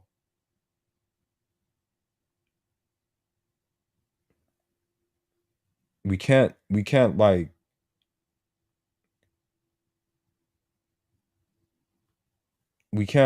just they act like we're not hip to everything that's going on. We're hip, bro. Men have to be careful. They act like we're some kind of just dumb creatures that think with our what's in between our legs, but in reality, we're hip. Need somebody to come into my life and cause me undue stress and make me feel like we're fucking roommates and we're 50-50, and then I'm picking up the weight on every other end of the household and running the errands and planning cute dates because, oh, you're not romantic, you don't know how to do it. Like, nah, playa, I take myself on dates now. I buy myself roses. I go take myself to dinner. Like, I don't need you for that. I take myself on dates now. Do you hear how self-absorbed this succubus is?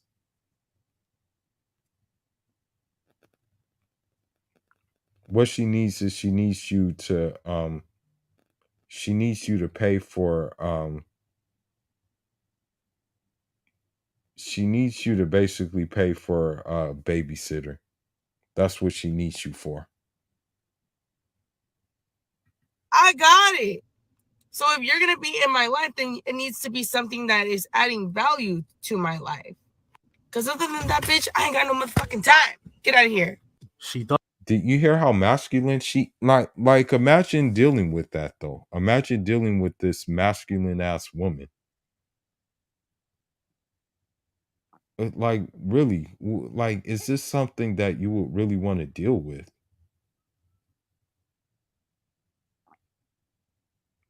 This is something that you would like, honestly. It's all a decision. It's your desire for companionship.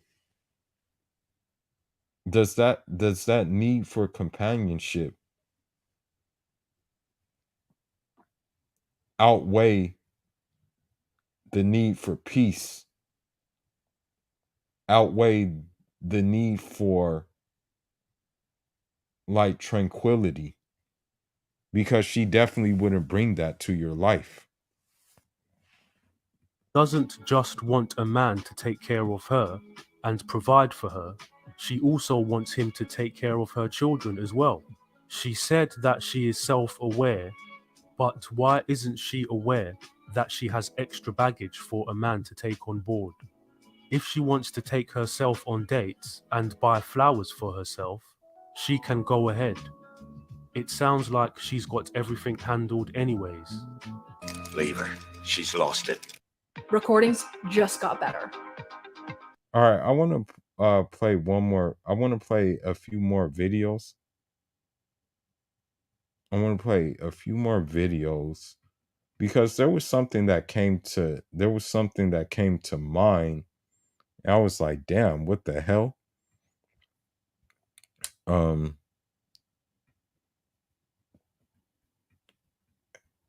and this was incredibly this was incredibly uh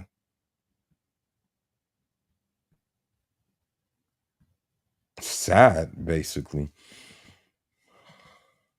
Right here. He told me some. And that is unusual. I'll swear, but politely told. When I tell.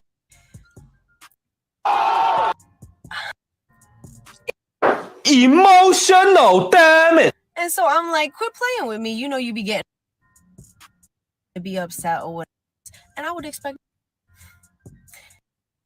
Tell me. Things she needs for you or her here. In this.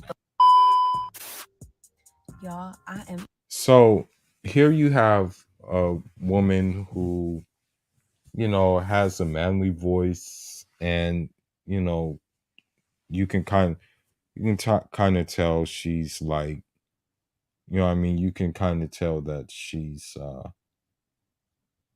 pretty, has strong jawline and stuff like that. Very strong jawline and what have you. And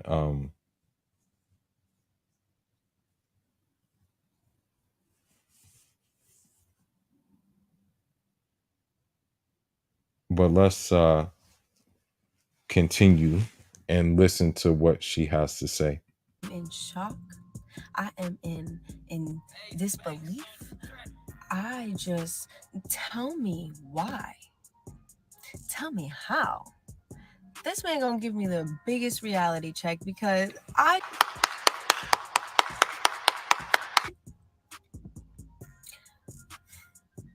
this man gonna invite me out, right? And I couldn't go. And usually when I be telling him no, he be getting a little bit in his feelings, and I would expect nothing less. So again, she's basically telling you that she wants control over you and control over how you feel. These women want to take your power.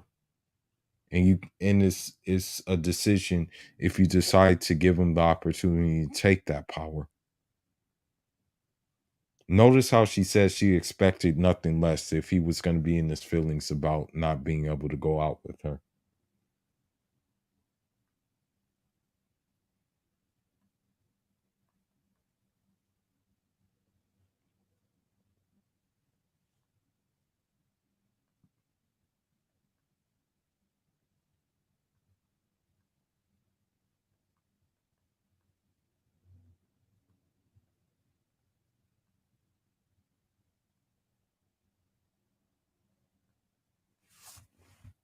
If you actually give a fuck. You feel me? Anyway, that's just my opinion. But so I had to tell him no. So I text him back, talk about, oh, I can't. I know you finna be upset or whatever. Oh, I can't. I know you finna be upset or whatever. So she's already trying to set the mood and set the tone that, this guy is going to be upset if he, if he like didn't get to go out with her.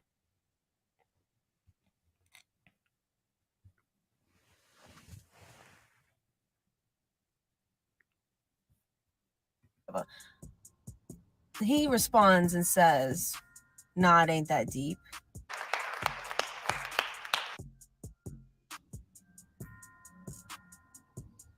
Since when?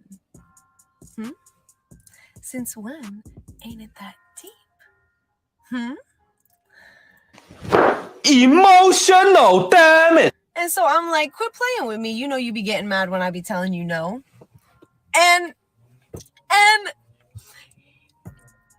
he gonna say, we ain't reached a point where you're worth getting that mad for.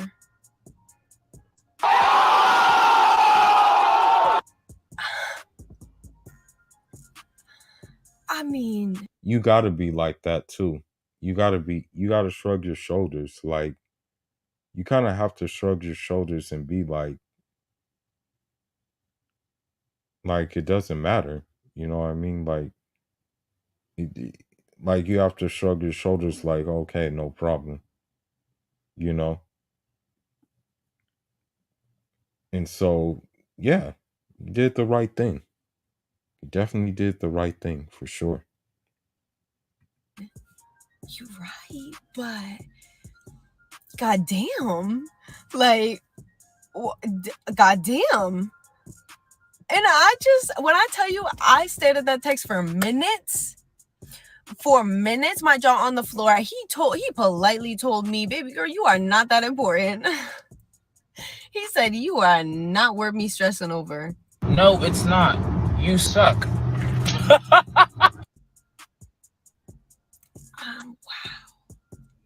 And I respect it. You know what I'm saying? I ain't even mad. I'm just like, I'm dumbfounded. Because that's the shit that I be telling other people. You know what I'm saying? Like, I'm gonna stress over you for. I'm gonna just go spend my time elsewhere. But I be hurting people's feelings. Like, So you see how she smiles when she says she be hurting people's feelings. Like, this just lets you know how evil this woman is. And there's many of them like that out here. I would say about 95% of them.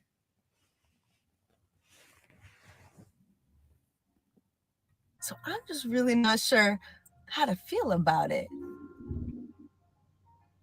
But he told me some.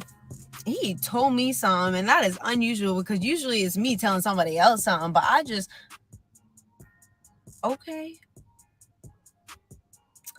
I'm gonna just shut the fuck up. Hey man, look, I told y'all before, bro. These pretty girls, or the so-called pretty girls, they ain't used to no man setting up boundaries and not jumping all over the place when they don't. And that's the thing. You cannot jump into hoops trying to please these women, no matter how pretty they are. Once you get to the point where once it gets to a point where you no longer are driven by their beauty, then you become very powerful. Okay?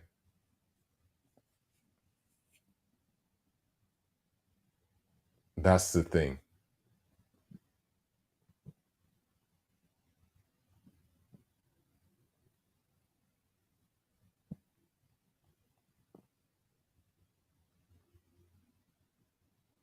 You have to keep that in mind.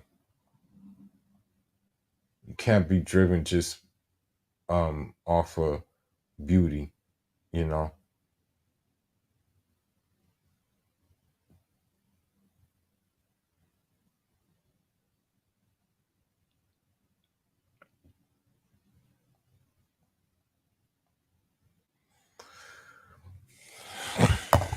Let me see.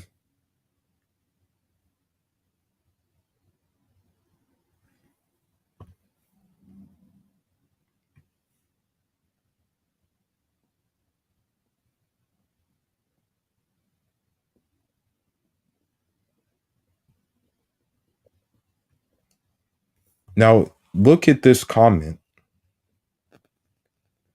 Look at this comment. She was dumbfounded because she wanted that man to be stressed about her ghosting him. I'm starting to think women just want to see a good man crumble. And I'm starting to believe that. I'm really starting to believe. I'm really starting to believe that situation. But let's continue. Well, there's actually another one that was brought to my attention. So this video came out, and this woman, or actually, let me see.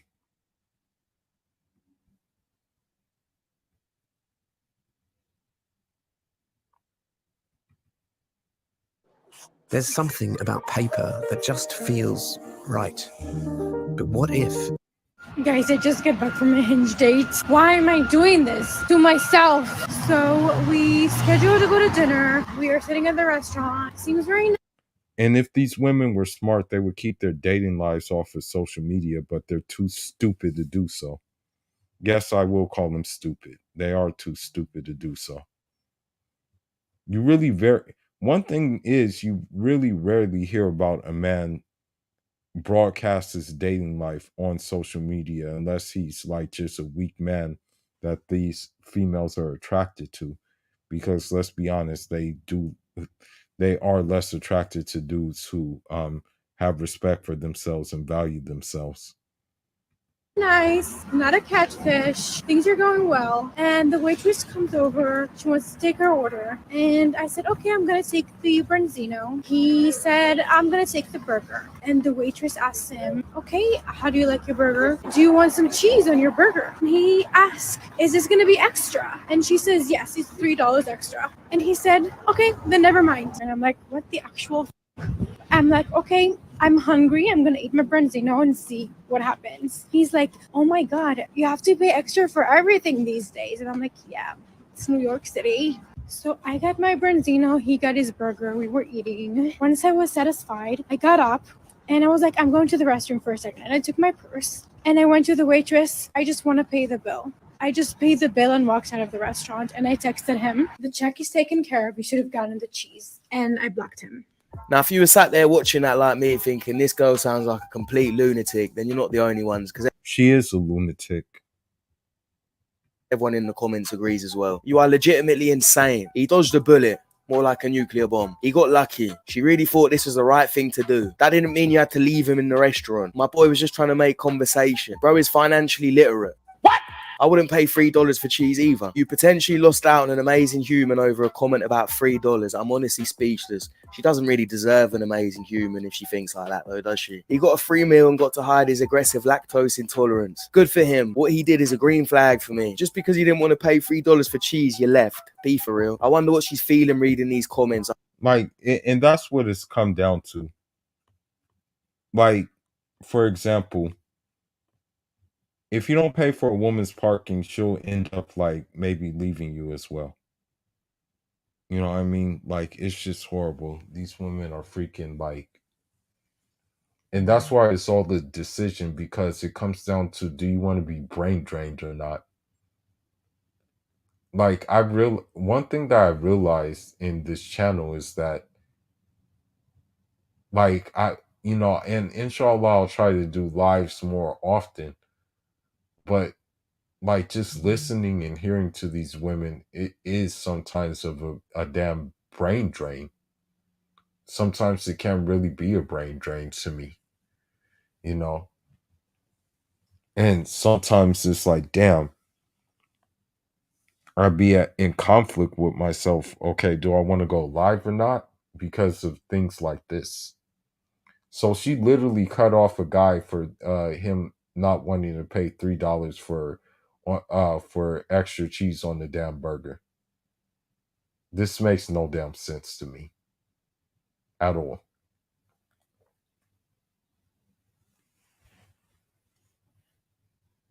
I hope she doesn't delete this. Hopefully she feels like the muppet that she truly is. Can't wait to cross the guy's video about his worst Hinge date experience, where you ain't got to wait anymore because he actually did respond. Here it is. He says, yes, it's $3 extra. And he said, okay, then never mind. To be fair, I had the intention of paying $21 for this burger, so adding $3 for cheese was not fucking worth it. Okay, you see how small the burger is. The burger is, the burger looks like it shouldn't be $21. It looks like it should be $2.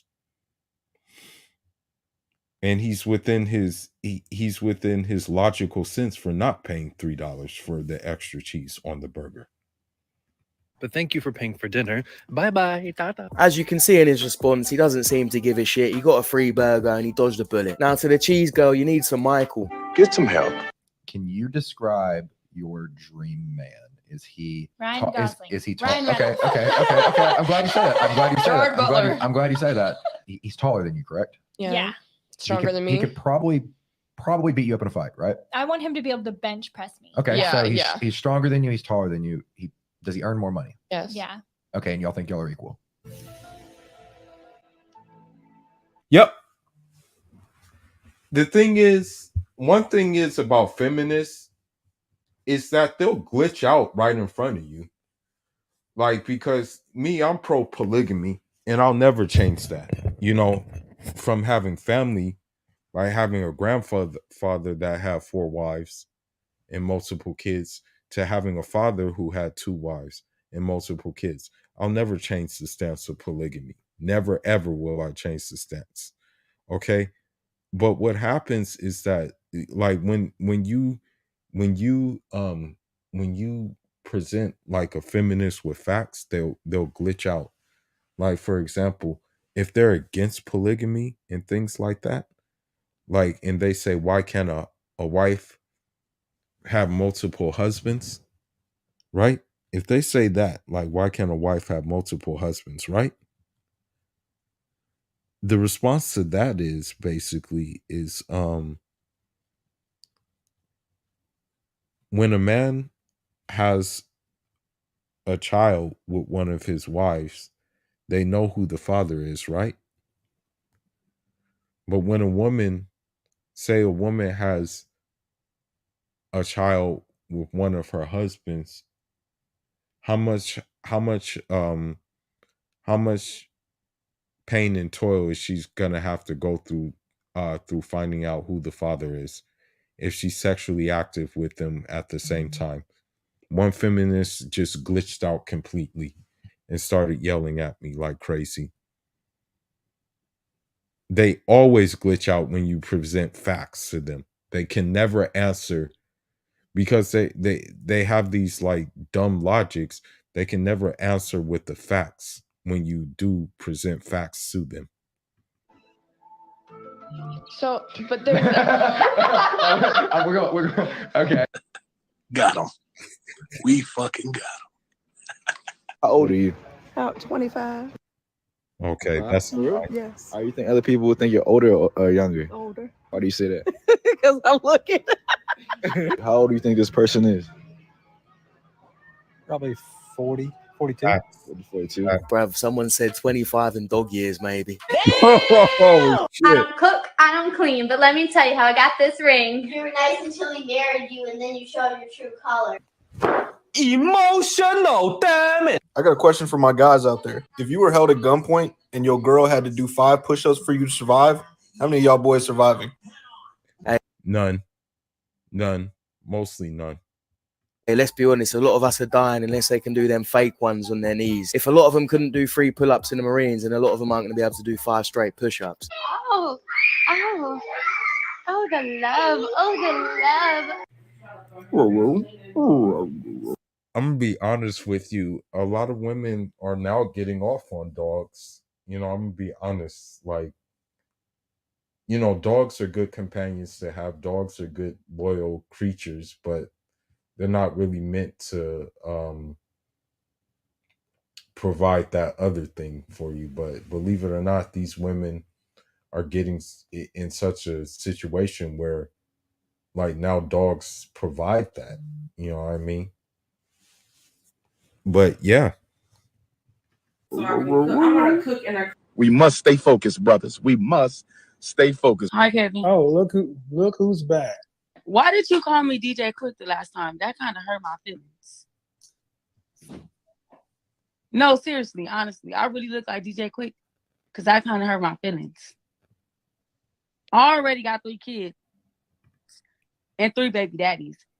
And then you just made it harder and said I look like DJ Quick and need a makeover. No, seriously. No, it's Q&A tonight. It's questions tonight. So I got some questions. There's your answer. Who do you think that I owe you anything? Question your baby daddies. Yeah, that's true. Like, we don't owe these women anything. We especially don't owe a single mother. As they say in there's a word that, like, Ned Flanders said in The Simpsons. We don't owe these women diddly squat. Don't question me. You gonna question the niggas you had babies with. What do y'all think? Get off thinking I gotta sit here and answer your question. DJ Quick is in the mother house. DJ Quick is in the mother house.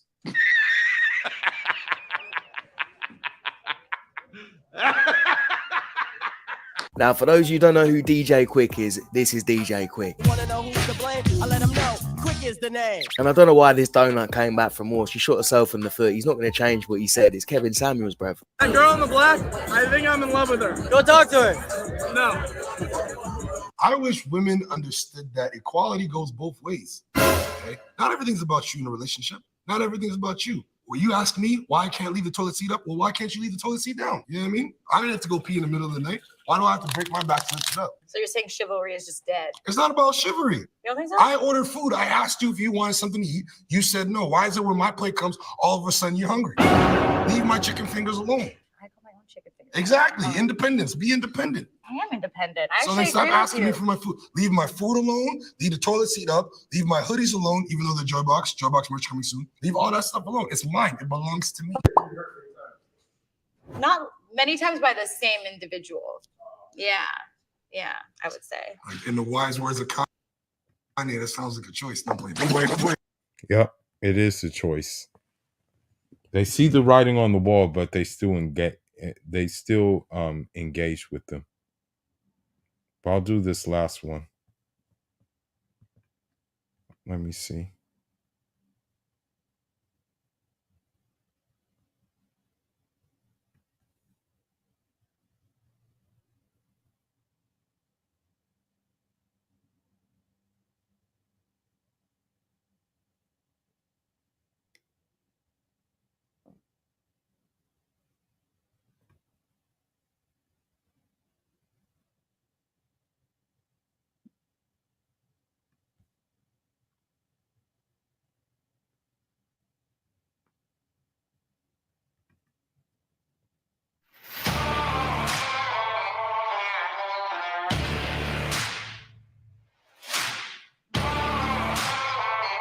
Developing the habit of going to the gym is a slept-on accomplishment. It is really slept on. Think about it. One of the hardest things people find to do consistently, at least, consistently, is going to the gym. And we do this shit like it's nothing. Hey, we like that, bro. We like that. You know, he's 100% right. Anything that you do that requires discipline, effort, and time to do, and you do it consistently, that's a flex, bro. You know why? It shows that you're willing to do things, to get things that other people won't do or ever have. You get what I'm saying? Like, I've been in the gym since December 28th. And since then, I've dropped about 25 pounds. And I haven't missed a day up until yesterday. Only reason why I didn't go yesterday is because when I got there, it was too crowded and I ain't have the time to play around, bro. So get in the gym. It's going to make you feel better. You're going to have more energy and things of that nature. So I highly recommend.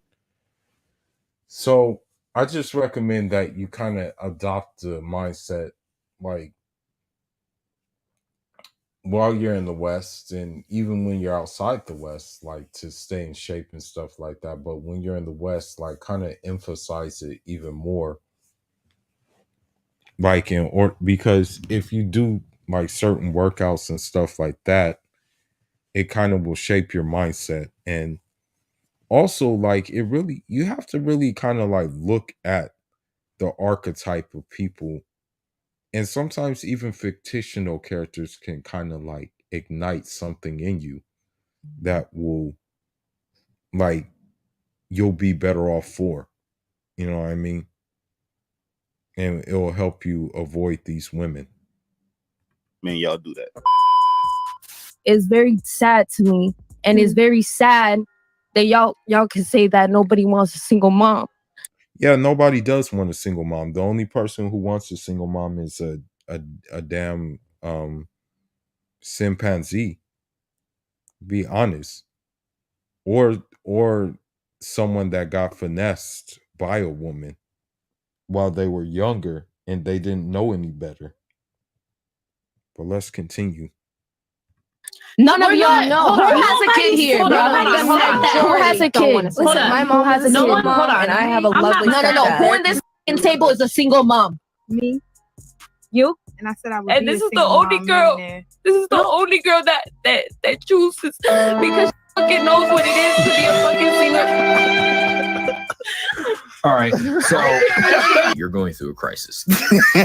we know who you are. We know what you're up to. She was a single mom. She just didn't want to say that she was a single mom.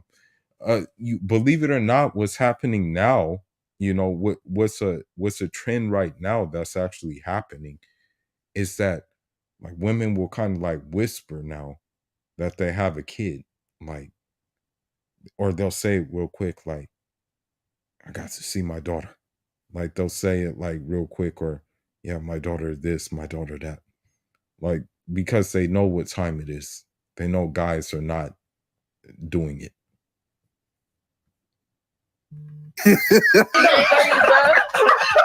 I ain't gonna lie, Chris. I ain't Please gonna don't have to lie. guess. Here's the thing. No one's saying that no one's gonna want you. We're just saying I'm not even lying. it's unlikely. Plenty of people will want you.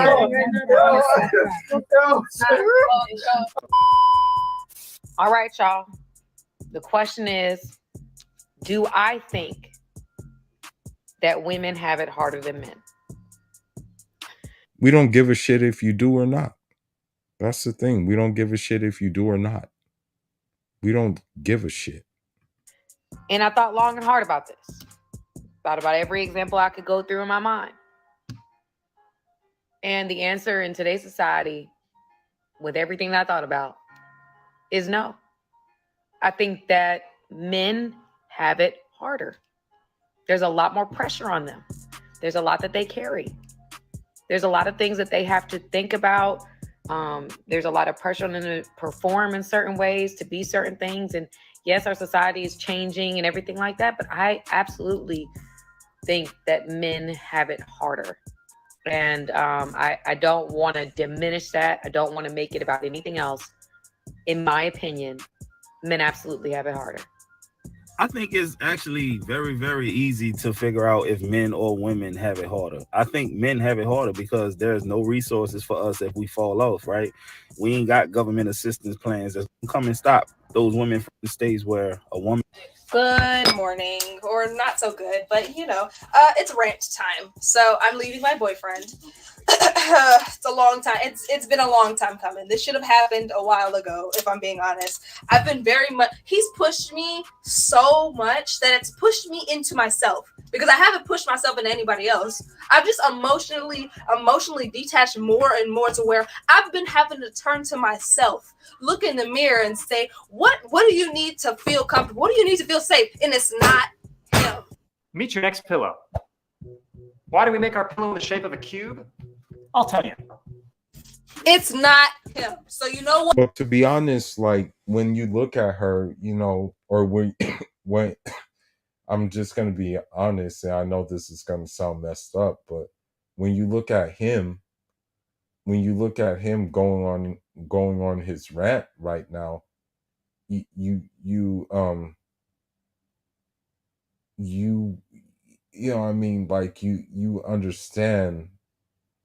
You understand that, like, you basically understand that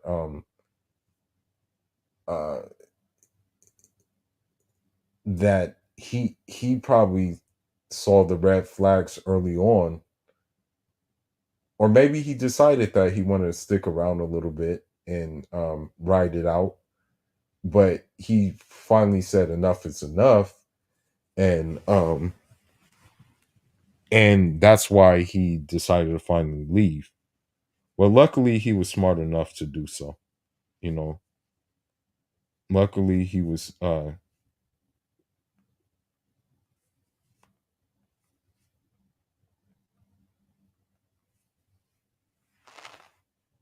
let's listen to her rant. What? He has to go. He used to be my peace with my mom and everything, when I was being abused and stuff like that. And so I finally got out of that headspace. And so I would have done anything to just have a normal relationship, even if it meant I paid for every last thing, everything, dates and everything. Even if it meant I had to pay in full, I was still doing it because I was in a headspace of, well, this is better than being with my mom. And now I'm in the headspace of, I want to be alone. That should have been the goddamn solution all along. And I'm not gonna, don't get me wrong. He did help me get out of her house and everything like that. But trust and believe, if I really, really wanted to get out of her house, I would have figured out a different way, regardless if he was around or not. And now I moved goddamn cross country with him like a dumb, which my best friend told me. She said, Alyssa, I don't think this is a good idea. I don't think you should go to North Carolina. And then we ended up in Vegas. But yet we're here. Were bad mistakes made on my part? Absolutely.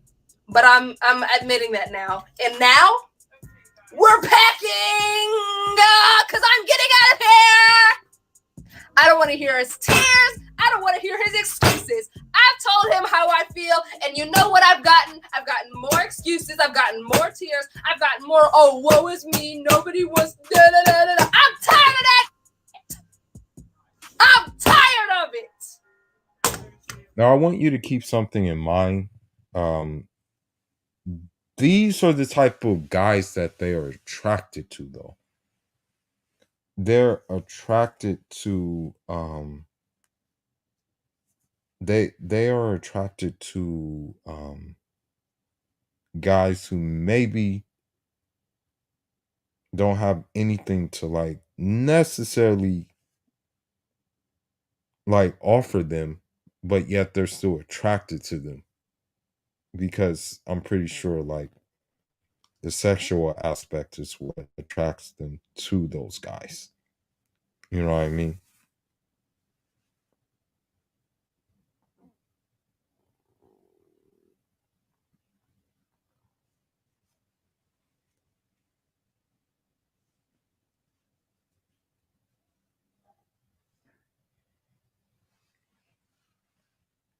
Sick of that expeditiously. Anyways, I have to go pack. See, this is the type of stuff I'll be talking about, right? In 2023, it just seems like everybody is using everybody. Everything is transactional. She basically, now, I don't know every detail.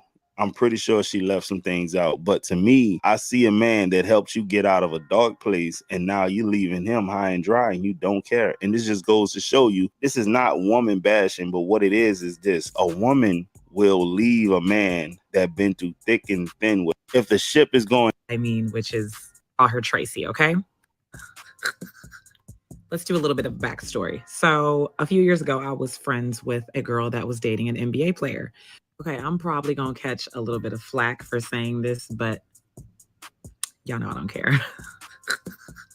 Let's do a little bit of backstory. So you see how like insane she looks with the little sadistic laugh and stuff like that. But let's continue. a few years ago, I was friends with a girl that was dating an NBA player. We're just gonna call her Tracy, okay? So Tracy comes to me one day and she finds out that the guy that she's currently dating is seeing other girls. I mean, which is expected. That's what they do. So we're in her crib and she's like, oh my God, I can't believe that he's with these hoes, these dirty hoes. They don't have nothing going for themselves. They just some hoes. And I'm just like, you don't even know that, like, for sure. Like, how do we know that they're... And then she further goes on the rant and says, I mean, I have 2 degrees. I have a good job. I have my own house. And I'm just sitting on the couch like, but what the f does that have to do anything? You're not fun. You're not being fun. And also, you're way too independent. Like, learn how to be a little bit of a damsel in distress, please. Like, you keep yelling about your degrees and about your job and about your house. And that does not equate you automatically getting the baller, if you will. Free my babies from the shackles of thinking that just because the ideal things in life that they think makes them a catch, it does not always make you a catch for the men, if that makes sense. Also, I was really trying to figure out why she was so upset. Like, why are you mad at the girls? Shouldn't you be mad at the man? I don't know.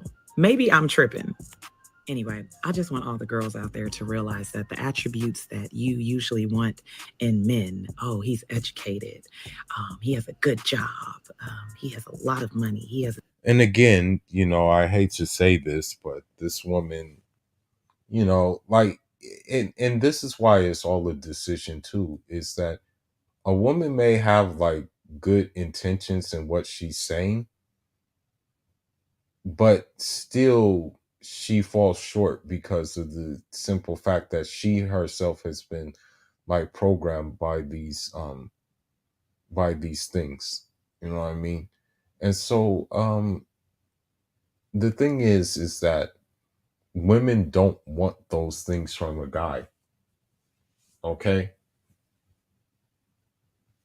what they want, this is what they want: one or two things. They either want a man to just be off the meters when it comes to their level of sexual attraction for them, or B, if that sexual attraction isn't there, then they'll take the like provider simp guy, you know, but they'll still want to step out and deal with the other guy that they're attracted to, you know.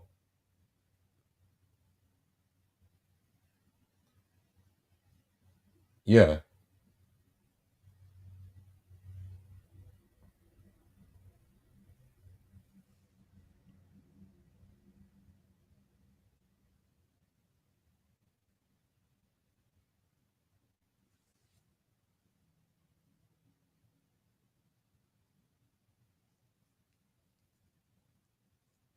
So this is what I'm saying.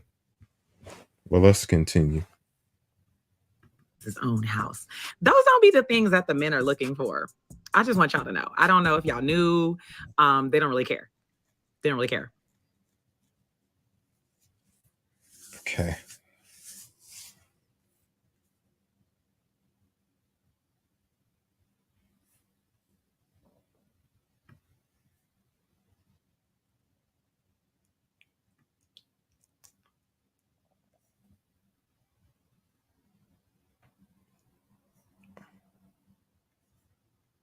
All right, let's go.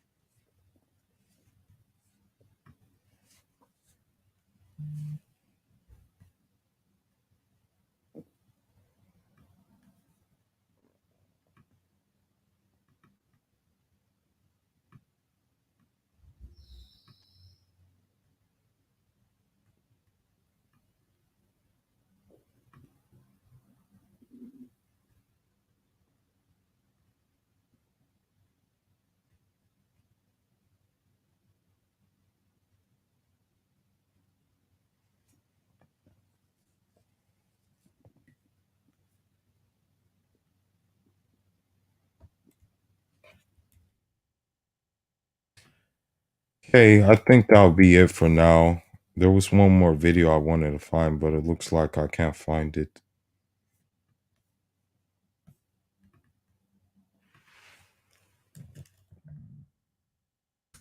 Because I know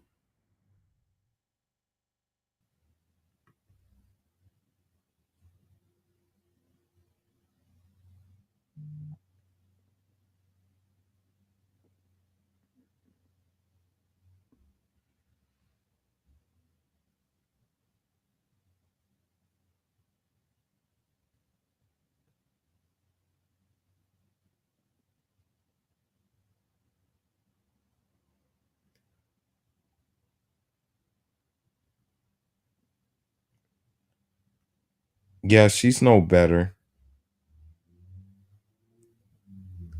She's no better than anybody else. Melly Monaco just has she fits into the same category as Derek Jax, as Kendra G, as all of them. Same category, you know.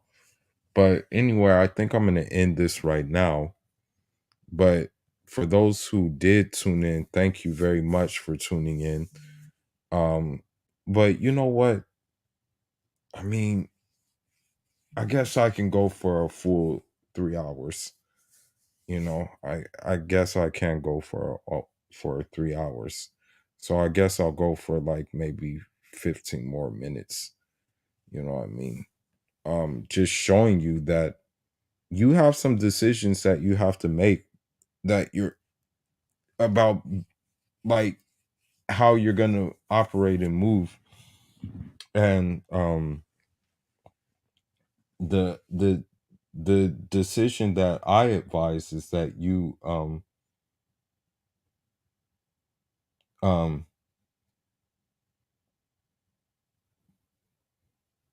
that you basically just make the decision not to deal with these women, you know.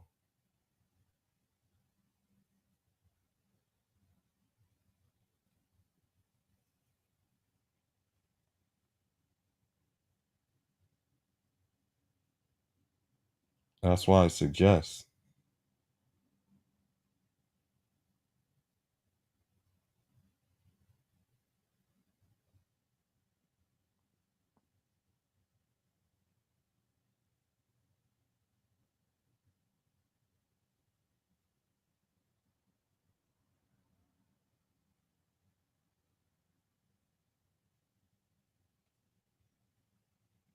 All right, now let's get into something else.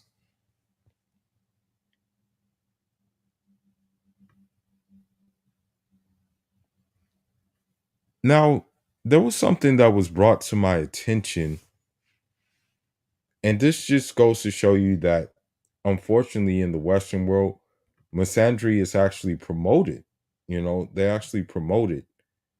So let's look at what they have to say about black men on this in this situation. Settle. And I know it seems like it's like why is it important? It involves inner work, cook, and this employed bad attitude, dusty, raggedy.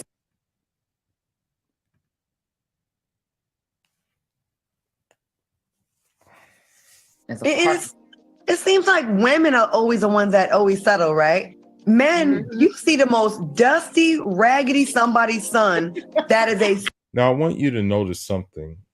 I believe the only one married in this collective is Selena Johnson. And I don't think she'll be married for long, like, just due to the simple fact of the company in which she's keeping. I really don't think is going to be married for a long time. And let me see. She's the only one that's married. She's actually the only one that's married that is married in the in the which one call it? In the on this panel is Selena Johnson. The rest are not married. Straight up week 5, right? Hairline all the way back here, unemployed, bad attitude, bad body, black toenails, attitude. Oh my God, girl. Like, What girl? Damn, Claudia. better days, I mean, I ain't talking about no one specific. Better days are behind them. And they be trying to holler at me, right? Talk about my friends, right? You got a friend for me and she better be a dime. She better be able to cook and this and this and that. And the list is so long. And then I meet my amazing friend that check all the boxes, say, I want a good guy that treats me nice. Right. Now, tonight's topic will focus on the importance of never settling as a black woman. All right, now we got to keep. So again,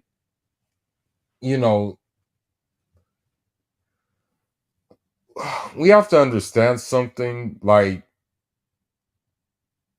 she's saying never settling as a black woman, but realizing that they're the last option. Like, that's the thing that's like backwards to me, is that like you're saying never settling as a black woman, but they're literally the last option. They're becoming even the last option for their own men. And you're talking about never settling. It like just baffles my mind that these, like, it really I really question, do like women think before they talk? Like, I really question that do women in the West like actually think before they talk?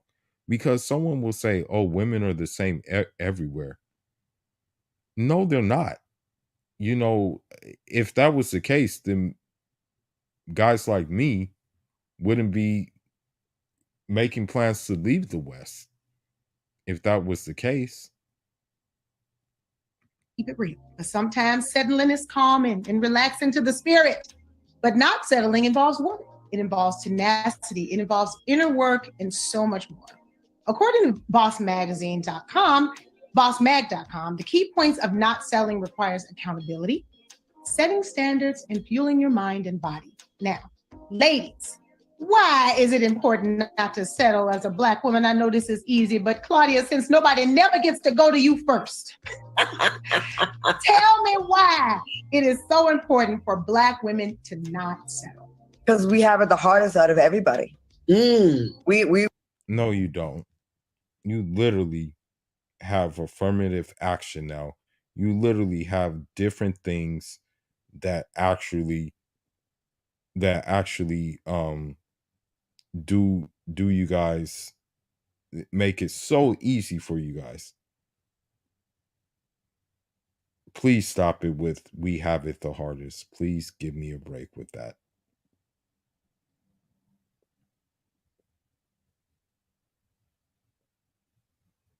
So Selena Johnson is still married. we have double minority status and usually do twice the work, half the pay, half the respect. So Again, these dumb talking points that are not true. damn it, we deserve to not have to settle. And I know it seems like it's like easier sometimes, like, well, you know, statistics always tell us 35, but only 35% of women, black women, will get married, and mostly going to be single. And after a certain age, it's a wrap. So we kind of sit there and say, well, I'll share, or I'll compromise on this, or maybe he's not all I want, but he's better than nothing, or a piece of a man is better than no man. Hell to the no. Absolutely the F not. And sometimes it's hard when someone's like pretty good, but there's some things that really don't sit well with your spirit. And we try to sometimes force a square peg into a round hole, and you find yourself frustrated because you're like, oh, because you're settling. And when you feel that feeling where it's like, damn it, something is still not sitting right.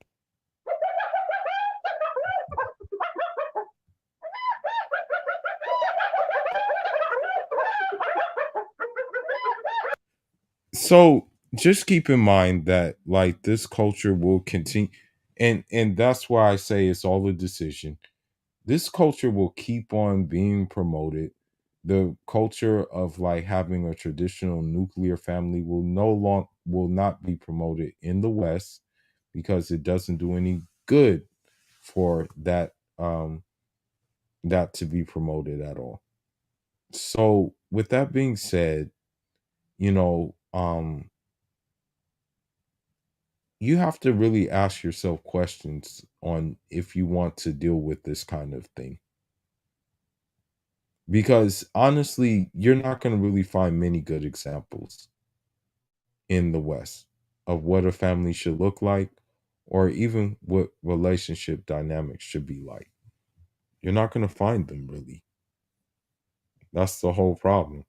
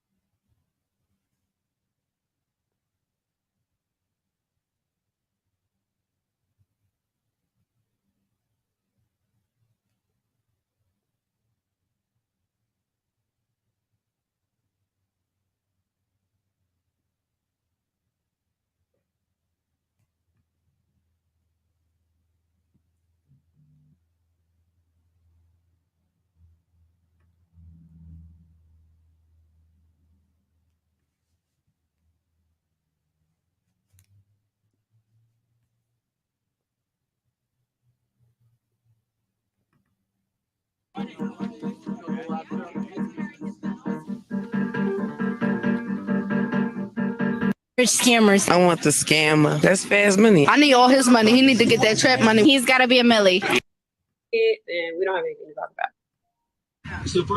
Who take them to the fucking cleaners. You having us $400 the first night. What are you That's the drink. Okay, for $400. What's the good price? Two to $400. Let me explain myself. $400 is actually very good for a date.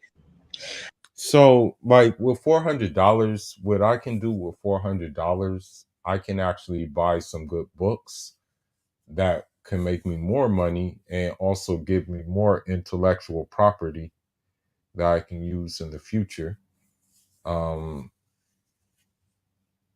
damn near can buy a cow back home for $400.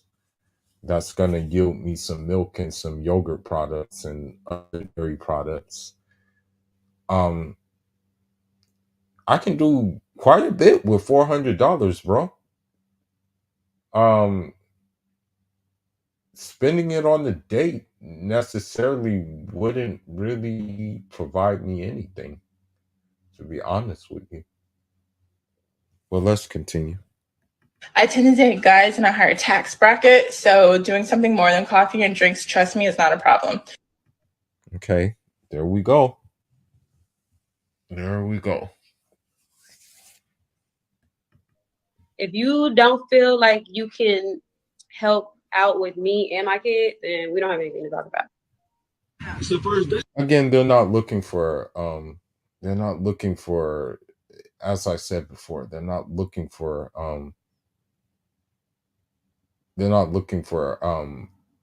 dating or relationships. They're looking for help, as I said before. They're looking for help. Just keep that in mind. It's a joke, right? No, ain't no joke. I'm getting to know you, right? Am I not getting to know you? Applebee's? Do I look like an Applebee's? Okay, I ain't saying all that. I said Applebee's 20.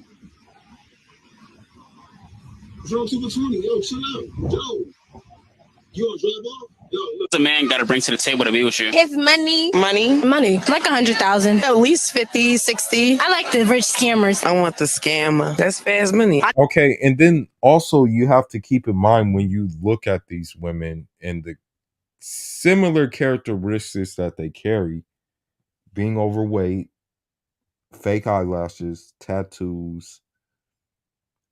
It's like, it's a decision. Do you want to accept it and say, well, it has to be like this? Or do you want to not accept it and say it doesn't have to be like this and I can leave? I need all his money. He need to get that trap money. He's got to be a Millie. What do you mean? Millionaire. Yeah. You can't make this shit up, people. Woo child. This is my view on Passport Bros. And the only thing I can think to compare it to is something that I love, because that's what they're doing, right? They want to go overseas to go find a woman. They want to find a partner. They want to find love, right? Well, I love food. Food is a love language to me. I love cooking food. These women don't realize that they're the reason why the men are leaving. Is to find someone when there's plenty of women here. Well, I'll explain it to you. And this doesn't go to every single American woman, but it goes to a lot of them. All right? Here's how it goes. You're not queens. What does a king or queen do? The thing is, I'll never call a woman a queen, and I'll never call like them or even a princess or anything like that. I won't call them that. They're not even worth saying this. So that's out of the question, but let's continue. King or queen is someone of success and status that is supposed to use their position to help lift other people up, to help other people. That's not you. When you don't get what you want, you get vicious, you get cruel, you get toxic, you insult people, you degrade them, you fabricate and lie about them. That's what you're doing. Even when they get what they want, they still do that. That's the whole thing. Even when they get the things that they want, they still do that.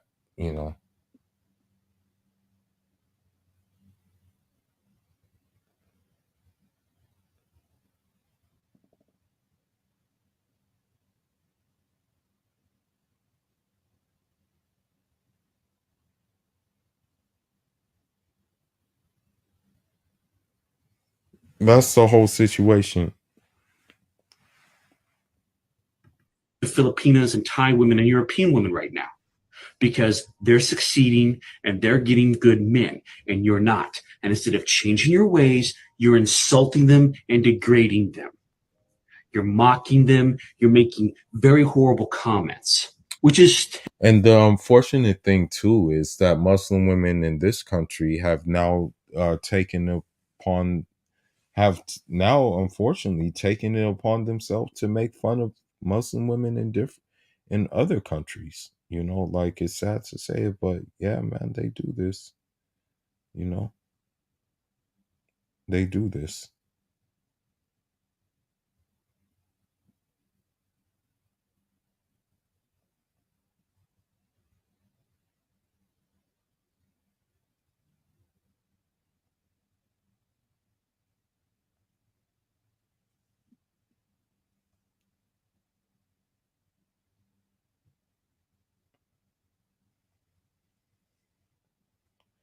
They do this. So yeah, it's sad, but it's true. You know, it's very sad, but yeah, they, you know, like, in our religion, there should be like a sort of like unity, and they should be happy that, you know, other women are choosing that other women are choosing, you know what I mean, these men, but they're not. Typical. You take from men their finances in divorces. You lie about spousal abuse when you can. And when that doesn't work, you up and leave and you demand child support. You take our kids from us.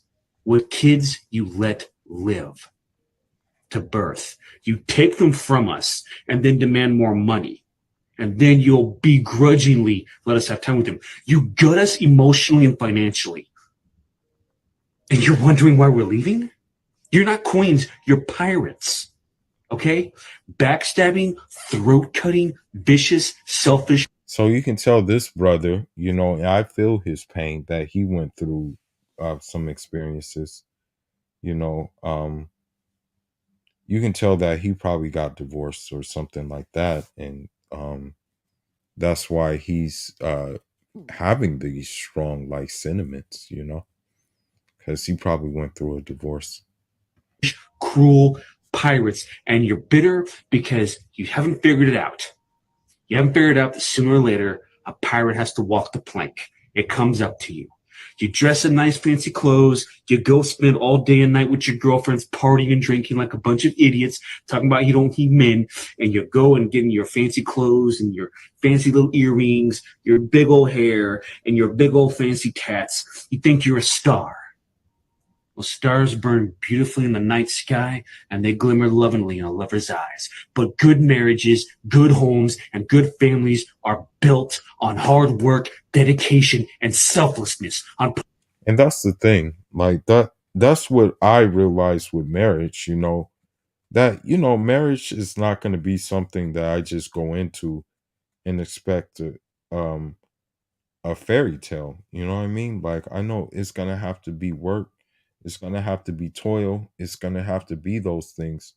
But I'm willing to put those things in with the right woman. And the right woman is not to be found in the West.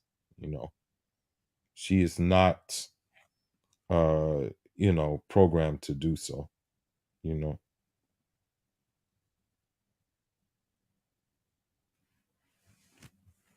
Putting the people you love first, not you. And that's where they succeed. My Filipina values marriage, values family, wants to take care of our children. Okay, that's good. I'm happy for the brother that he actually has he actually found his happiness. I'm happy.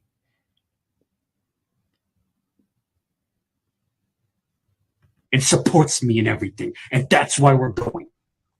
We want good wives and good mothers. And you're not it. So walk that plank. The passion in which this man speaks, you can tell that he's talking from personal experience, whether that's him or the people around him. But this is the unfortunate reality for a lot of men. And my videos have been getting a lot of traction recently, so I've been seeing a lot of comments. And what I'm seeing is the younger men seem to want to leave because of the way that they're seen by society. And the older men are leaving based off their personal experience. And I've gotten a lot of comments just like this, where men have been completely mistreated, abused by these women, and they're just done. Third world countries, because they don't know no better, right? They only know that you're American. You know, this is what blows my mind about you Black American women talking about women from third world countries. They don't know no better. They're not as smart. My mother is from Jamaica, quote unquote third world country. A lot of women that I know in my family are from other countries, be it, you know, Ghana, I got Dominican Republic, so on and so forth. Here's the interesting thing. These women speak 2 languages. These women know how to take care of the land, cultivate vegetables, they can raise crops and shit like that. America don't even teach y'all geography. Y'all think y'all are so smart, but y'all. And one thing I want to like quote from one of the warlords that I'm reading about, like I hate to say this, but I actually, as long as they're Muslim, basically as long as they're Muslim or as long as they have Islamic values, I will take a page out of their book and I will even put their mind state into my mind state. So, you know, what Timur said is, he said, life without dignity is worthless. A life spent in regret does not return. So what that means is like, bro, like these women have no dignity for themselves. So how do they expect a man to look at them? If you have no dignity, if you regret, like, because at the end of the day, we hear the same story with all of these women. You look at Brittany Renner, she regrets what she did. Now Blac Chyna, she's regretting what she did. Now you look at Sex and the City creator, she's regretting what she did. All of these women are living with regrets. So it's like, yo, it's too late for that. That time has passed. You already made the bed that you were going to lay in, that you decided you wanted to lay in. That's it. I'll put glue and shit on your head to the point where you gotta pat your head and scratch your head like this. Y'all talk about these women like they don't have educations. They got a better education. You remember, y'all the hoes who probably dropped out of high school because you was too busy trying to holler at the 34-year-old with the Cadillac. Y'all talk about third world countries like y'all don't live in the south side of Chicago. Like y'all don't live in fucking government housing. These women live in houses that are built for them, that they have, that they're on land that they own. Why are y'all talking so badly about women? Where's that Black Women United shit? Or only if they're in America, only if they subscribe to Western ideologies, only if they put the weave in their hair and the fake nails so they're 8 inches long so you can't wipe your ass right. But they're not the intelligent ones. Y'all are the intelligent ones. Going into debt, having babies by 3 to 4 dudes who ain't no good. These women don't have 3 and 4 kids by 3 or 4 niggas in other countries, but y'all do. Who is the smart one? And y'all hop on this little fake app to find pander bros and soft ass dudes and people from the Rainbow Coalition who don't even like women. Okay, I'm gonna use that now, pander bros. That's a new one, and it's true. There are pander bros.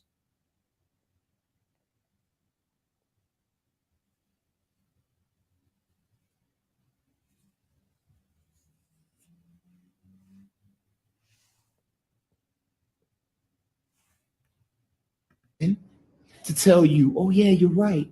You're so smart. When you tell an idiot that they're smart and they smile, does that mean that they're more of an idiot than you originally thought? Because I see a lot of y'all on here smiling, looking really fucking stupid.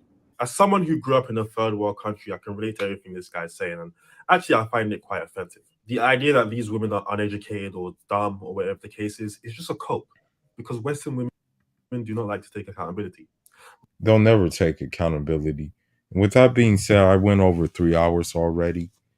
Anybody who tuned in, thank you. But it's all a decision.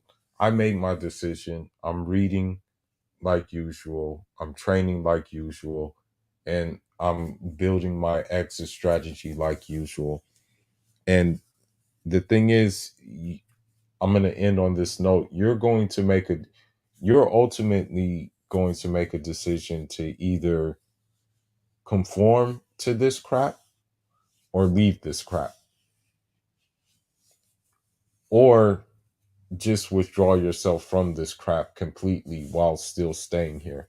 Me, I've withdrawn myself from this crap completely, and I'm leaving here in 6 months' time. I'm giving myself 6 months to leave. There's no point in staying at this point. You know? And if you're a productive citizen, you're not going to have any problems anywhere else. You'll be a productive citizen in another place as well. It's not a problem. But with that being said, I'm going to probably go live tomorrow, inshallah. If I don't have a brain drain from this craziness, I'm off until the next one. Thank you all for tuning in. Like and subscribe. Injaallah.